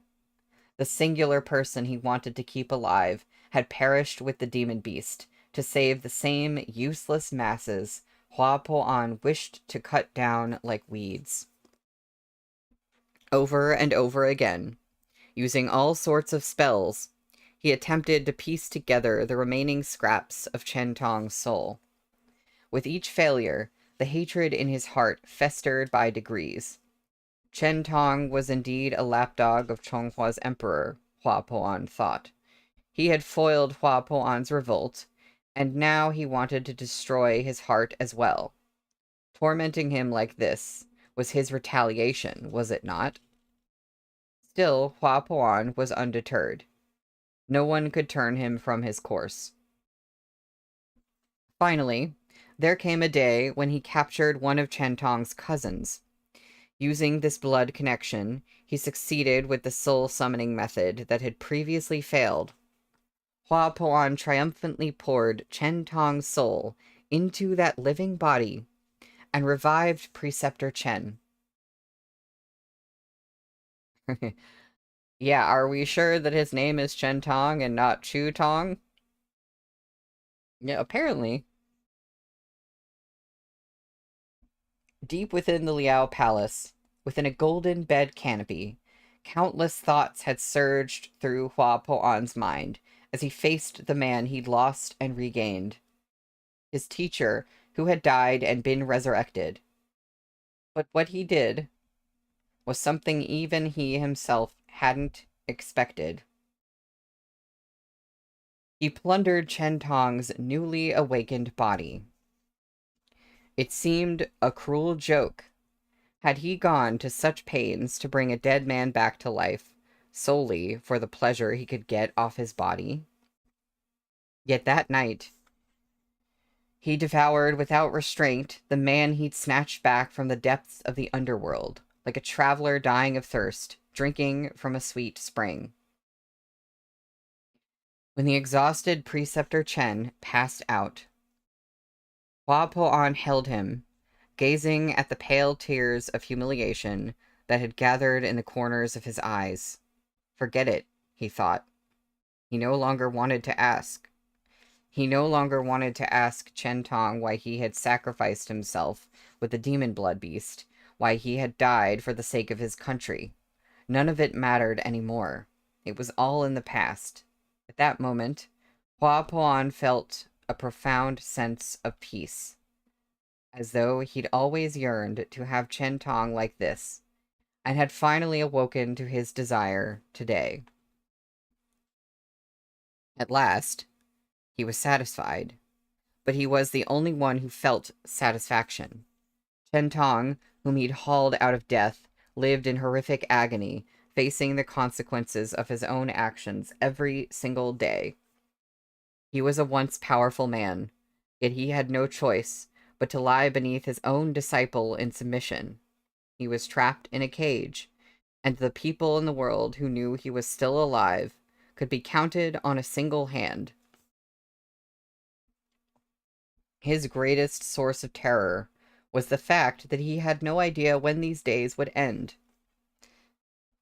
After Hua Po-an resurrected him, he lost interest in conquering more lands and fervently turned his attention to the arts of immortality, as if he wished to keep living like this for centuries. Hua Po-an would not give him a chance to die again.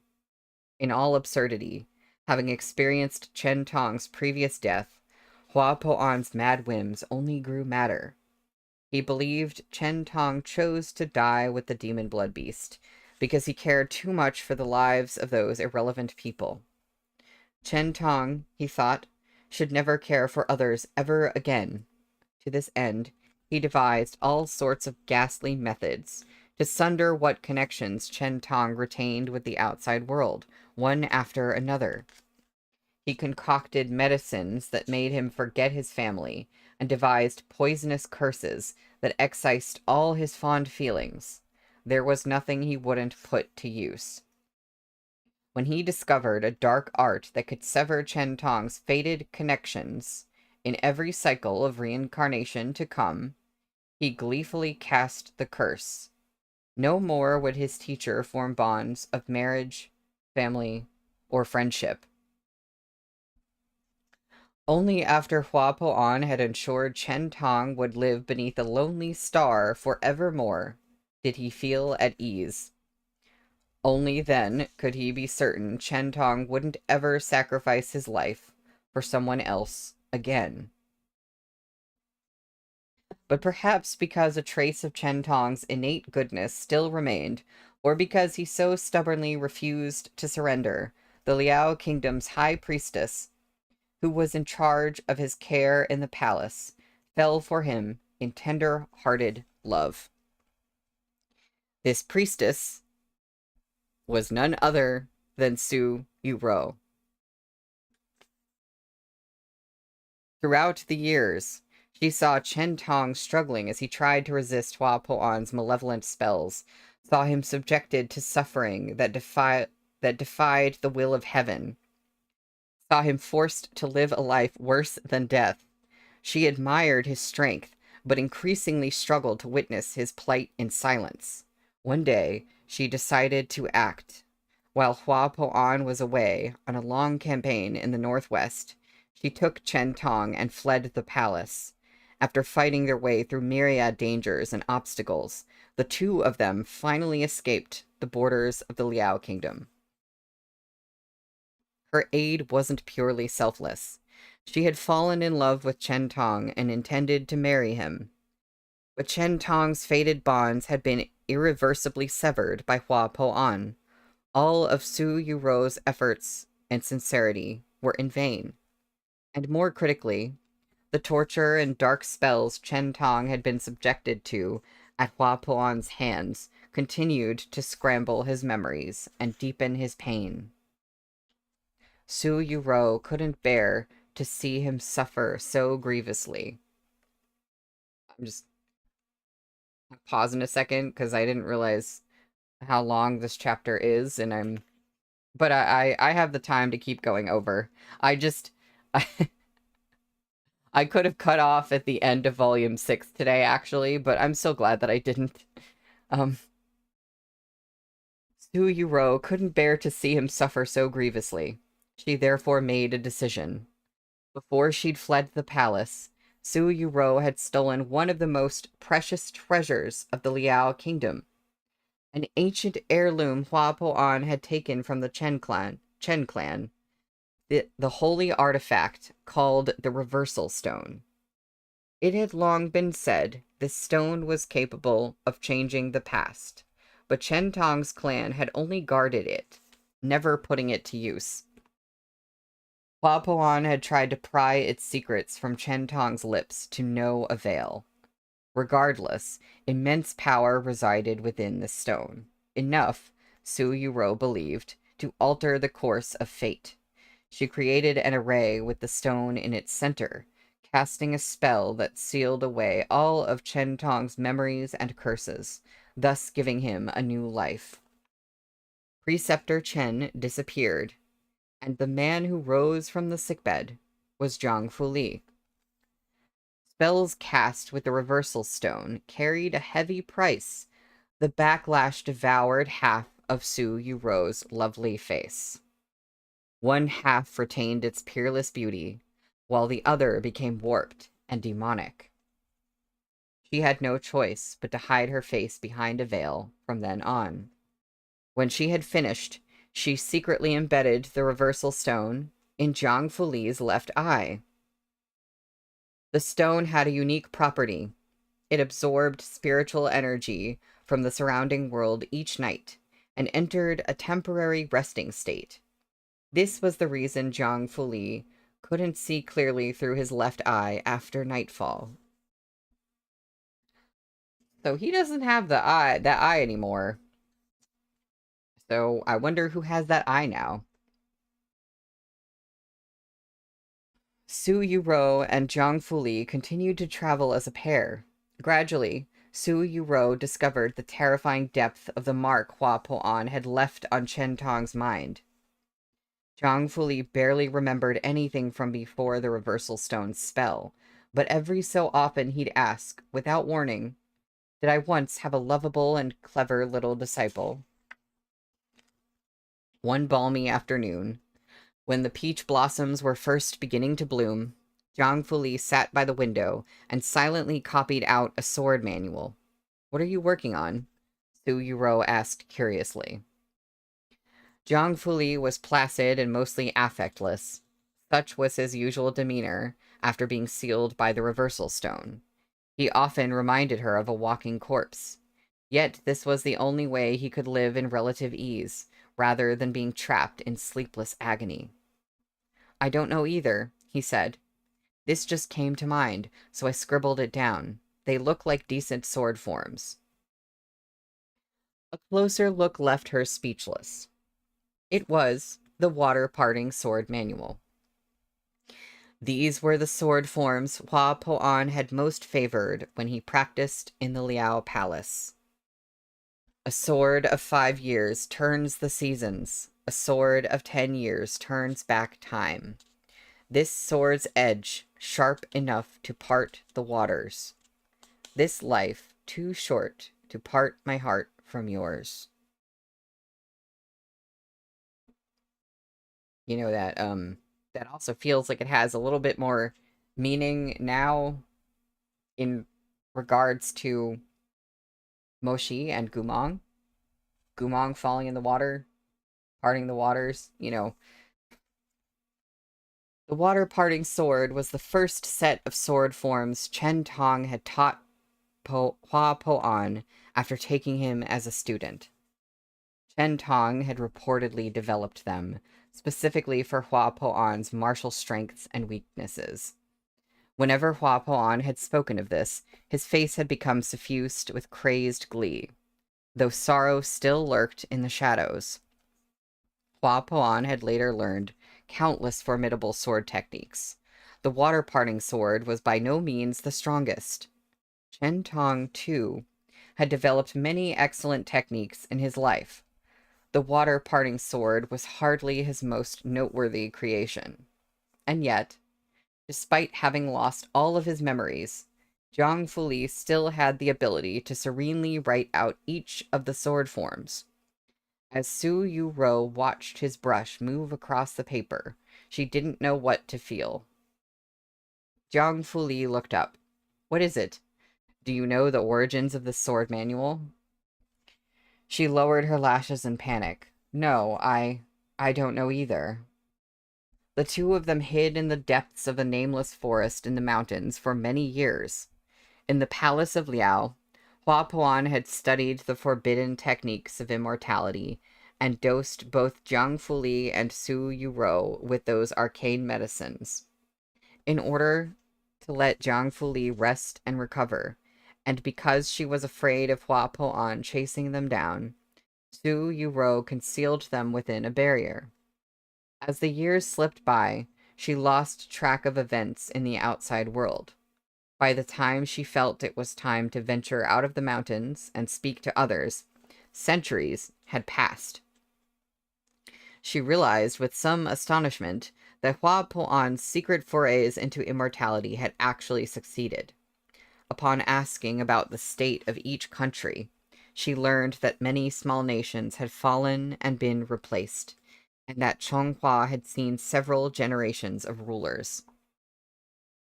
As for the Liao kingdom, its ruler Hua Po-an had been too hasty in seeking immortality and conducted black magic experiments on a large scale, making many enemies. In the end, his work backfired. He died of spell backlash after he was attacked by assassins. The Liao kingdom had since had quite a few different rulers, but their king was a puppet. The real monarch was the Guosha of the Liao kingdom who hid in the shadows. When Su Yuro learned of this, she couldn't help sighing in relief. She and Jiang Fuli could finally return to the mortal world without worrying that Hua Po-an would find them.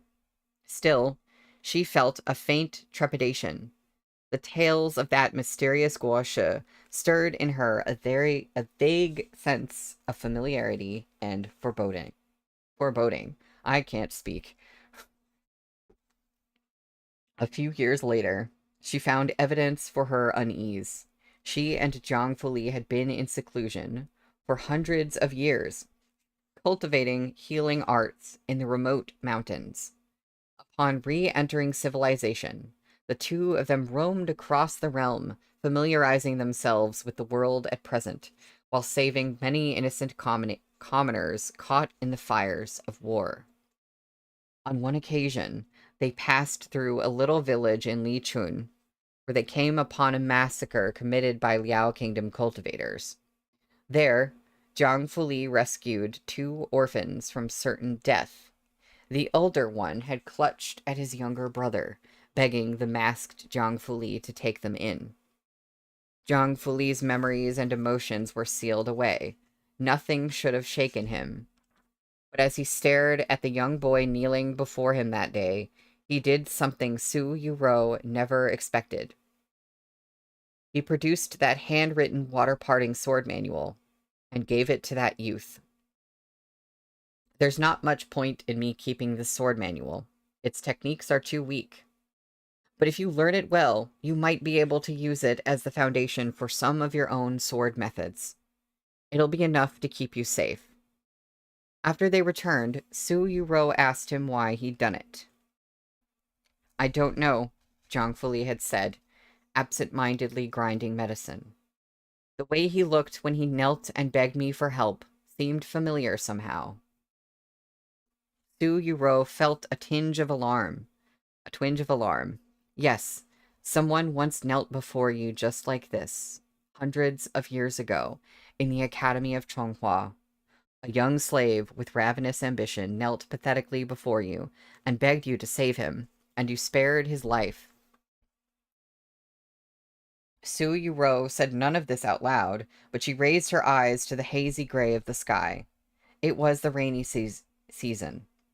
Faint flashes of lightning brandished their claws behind the dark clouds. I love that line. It was about to storm again. The Liao Kingdom's murderous pursuit found them without warning a few years after Jiang Fuli gave away the water-parting sword manual. Su Yuro and Jiang Fuli fled in panic, managing to escape several attempts at capture by the skin of their teeth. After the most dangerous attack yet, Su Yuro knew they could no longer wander as they pleased in these small countries. They had to take shelter in a nation that was sufficiently powerful. She brought Jiang Fuli back to Chonghua. In the centuries since they had last known it, Chonghua had undergone tremendous change. No one realized Zhang Fuli's identity, and Zhang Fuli himself likewise remained in the dark.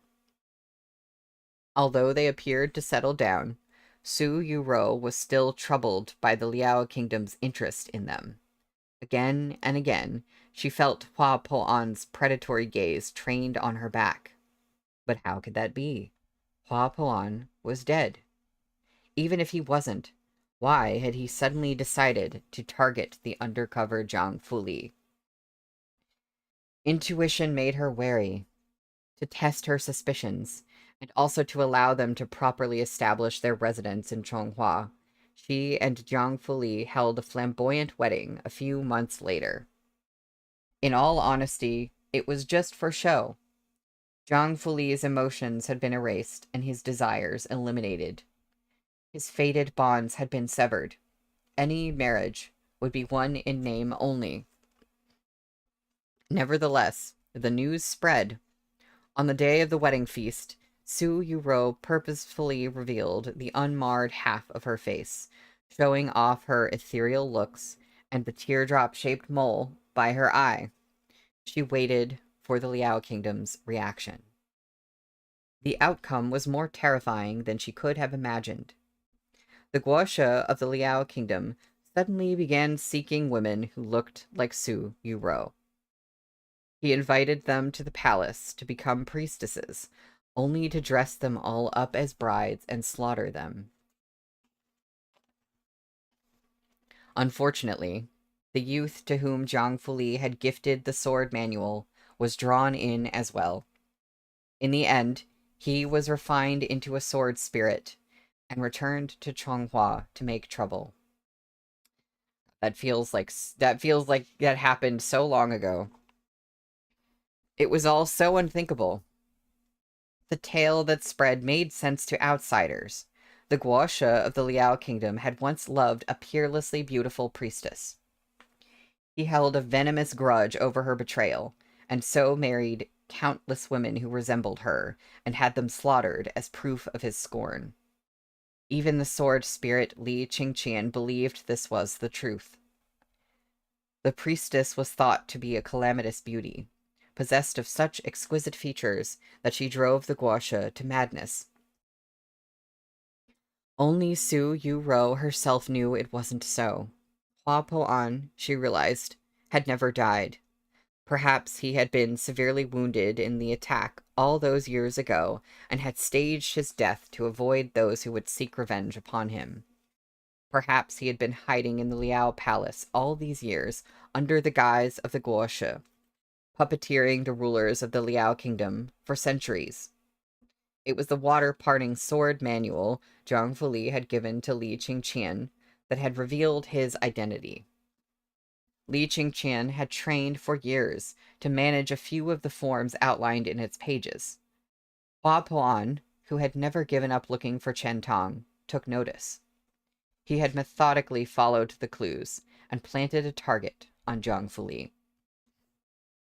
On the day the sword demon went berserk, when Su Yuro had walked toward him and brought his obsession crashing down with a single look at her unveiled face and a few spoken words, it was because she knew he had misunderstood. Li Qingqian had believed his beloved Hong Shao was killed because she looked like the woman the guosha loved. But this was far from the truth. The true source of the guosha's fury was his belief that Chen Tong's curse had been broken over the centuries, so that he could finally get married and form ties of affection with someone else. The guosha believed that Su Yuro, as a beautiful woman who had accompanied Chen Tong for hundreds of years, had finally won his heart. The guosha's massacre of the brides on Maiden's Lament Mountain wasn't an attempt to gather reflections of his lover from all over the realm. Instead, he was arrogantly sending Chen Tong a warning. Look, the woman you married is nothing special. I can have as many of her as I'd like. You like her type? I'll take all of them into my hands and crush them underfoot. The woman you love, and those bitches who resemble her, will die horrible deaths. Horrible deaths. I can't break all of your predestined bonds, so this will be the curse I place on you. Do I want to stop at the page gap? Oh, it got later than I thought. Should I stop at the page gap? Maybe I should stop. See, I'm very wrapped up in the story, and I forgot that time was passing, as it does. The face Su Yu Ro showed Li Qingqian was not one of breathtaking beauty. Only half of her loveliness remained, while the other half resembled a ghoul's horrifying features. She told him, Li Qingqian, the man who saved you back in Li Chun, is the real object of the Liao Kingdom Guosha's long-standing obsession. You've misunderstood. It was never me. The reason the Guosha went crazy is because of the man who once gave you the water-parting sword manual, Zhang Fuli. There's... yeah, more like... I guess I might as well finish it. I have the time to do that, so I'll just, yeah. The events of the past had been fully recounted. The side room where Zhang Fuli had brought Mo Shi was dead silent. Mo Shi sat, pale-faced, and gazed at the man across the table. The man who had recovered his memories via the power of a sacred tree. The man whose seal on his own emotions had been lifted, and he had no idea what to say. He understood the predicament Zhang Fuli found himself in. Who exactly was Medicine Master Zhang? A living person? A puppet? He was, in some ways, Chen Tang from centuries ago, but he wasn't that man entirely. He'd lived as Zhang Fuli for such a great length of time, but he'd been always alone, devoid of desires or passion. Hundreds of years had passed in the blink of an eye, yet he'd lived without enjoyment or meaning. Until now. Oh, right. He has the reversal stone. I think at some point I forgot that he had it. So he took it out of his own eye socket. Zhang Fuli stroked the reversal stone. Using this, Yu Ro sealed off my emotions and desires, as well as all my memories, he said mildly. Having now removed it of my own volition, I bestow upon you this spiritual stone that generations of Chen Tong's family have guarded. According to the hexagram I divined by the sacred tree, the only way to bring this all to an end is for you to activate it yourself. And there is a footnote for hexagram, a form of fortune-telling based on 64 hexagrams defined in the Book of Changes. A hexagram is 6 lines, each of which can be yin or yang. Divination usually involves tossing yarrow stalks or coins. Shihajun, I am willing to face Hua Po-an in one last duel. He is Chen Tong's disciple, and I ought to be his executioner. But the expansion of the Demon Blood Beast's blood pool is not something I can stop. Only the reversal stone has that power. He picked up the black crystal, its inky darkness setting off the paleness of his fingers. The spiritual stone is the only one of its kind in all the 9 provinces. It was one of the energy stones Fu Shi used when creating the 3 forbidden techniques, handed down from primordial times. Once activated, it can open a rift in space-time, allowing the bearer to return to the past. Moshi's face was ashen. You're talking about the space-time gate of life and death. No, replied Zhang Fuli. The reversal stone comes from the realm of the gods. It's a spiritual stone Fu Shi brought to Earth. It long precedes the space-time gate, and isn't as strong as that forbidden technique. It can return you 10 years in the past at most, and no further. If the records are to be believed, any spellcaster who attempts the space-time gate is doomed to a tragic demise, and its working places the mortal world in jeopardy of utter annihilation. But the reversal stone is different. Yeah, 10 years. How convenient. How is it different? There is no curse associated with it. Most of the records describing its youth have been muddled by the passage of time.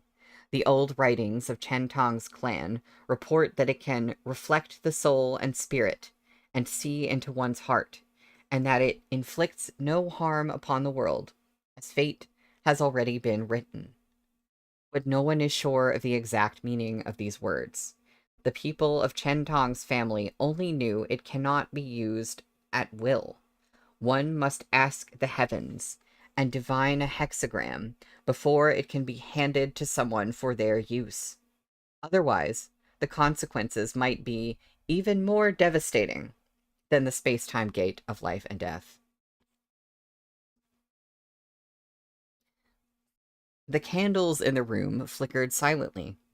A moth threw itself into the lamp and exploded with a crackle. Moshi gazed into the crystal. Zhang Fuli pushed the stone toward him. The hexagram said to give this to you. Activate it and return to the day Gumong was sent back to Chonghua as a gift of peace, back to the Fushui riverbank, before Muronglian met with him. Moshi's heart began to race, blood thundering in his ears. The Liao kingdom hadn't taken all Gumong's memories. It was Muronglian who had ruined Gumong's mind, on orders from the Emperor, when he'd come to take the soul box Gumong forged to contain the power of the demon blood beast, which was to say, if he returned to that day, before Muronglian arrived, he could. His head jerked up.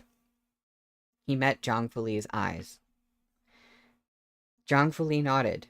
If you destroy the source of the demon blood beast's energy in the past, there will be no chance that the demon blood beast can be reborn in the present. If all things go well, it could change the fates of many. You might have the chance to preserve Gumong's mind and immediately exonerate him. Maybe Murong Chuyi wouldn't need to die. Hold up, I didn't even think about that. Maybe Murong Chuyi wouldn't need to die, and Hua Po-an wouldn't be able to reawaken his loyal servant. Zhang Fuli hesitated. I cannot guarantee that the changes will all be for the better. The reversal stone's effects don't last very long, no more than 2 hours. Upon your return, the situation will have changed entirely. Only you, the stone's wielder, will remember the past as it was. As for everyone else, you will witness a different future for them. You might return to find Yue Chunqing with a completely altered temperament. Or you find that Murong Chen came to his senses and wasn't forced to abdicate. Maybe he will still be ruler of this nation. You might discover that I've become completely different. The change you work in the past may create an entirely different Chonghua. But Shihajun. Jiang Fuli looked out the window and into the distance, where blood was swallowing the earth, and the sky had been clouded by smoke. Perhaps no other conclusion could be worse than the present. Since the sacred tree has divined it, we shall take the risk. You will use the reversal stone to return to the past. At the same time, I'll go to the Liao Kingdom encampment to look for Hua Po-an and keep him from trying to stop you. He produced an exquisitely crafted little brocade sachet and placed the reversal stone within it, fastening it to Moshi's belt. There's only one stone. We have just this one chance, and no precedent to guide us. Let me know when you are ready to begin.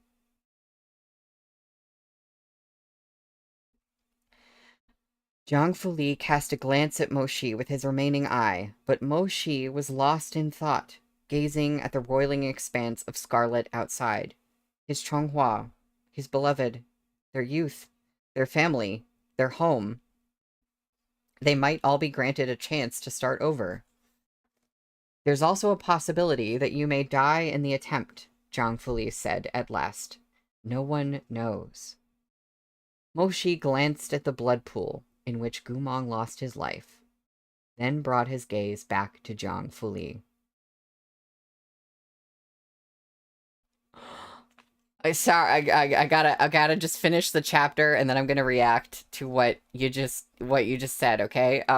What? Okay, hold on. I um. The copper bells outside the window chimed in the breeze. They were staking everything on this final gamble before the coming dawn. Only by taking the correct steps would Chonghua survive to welcome daybreak. At this point, what did it matter if he lived or died? Moshi was completely alone. There was no one he couldn't bear to leave. He gazed into Zhang Fuli's remaining eye.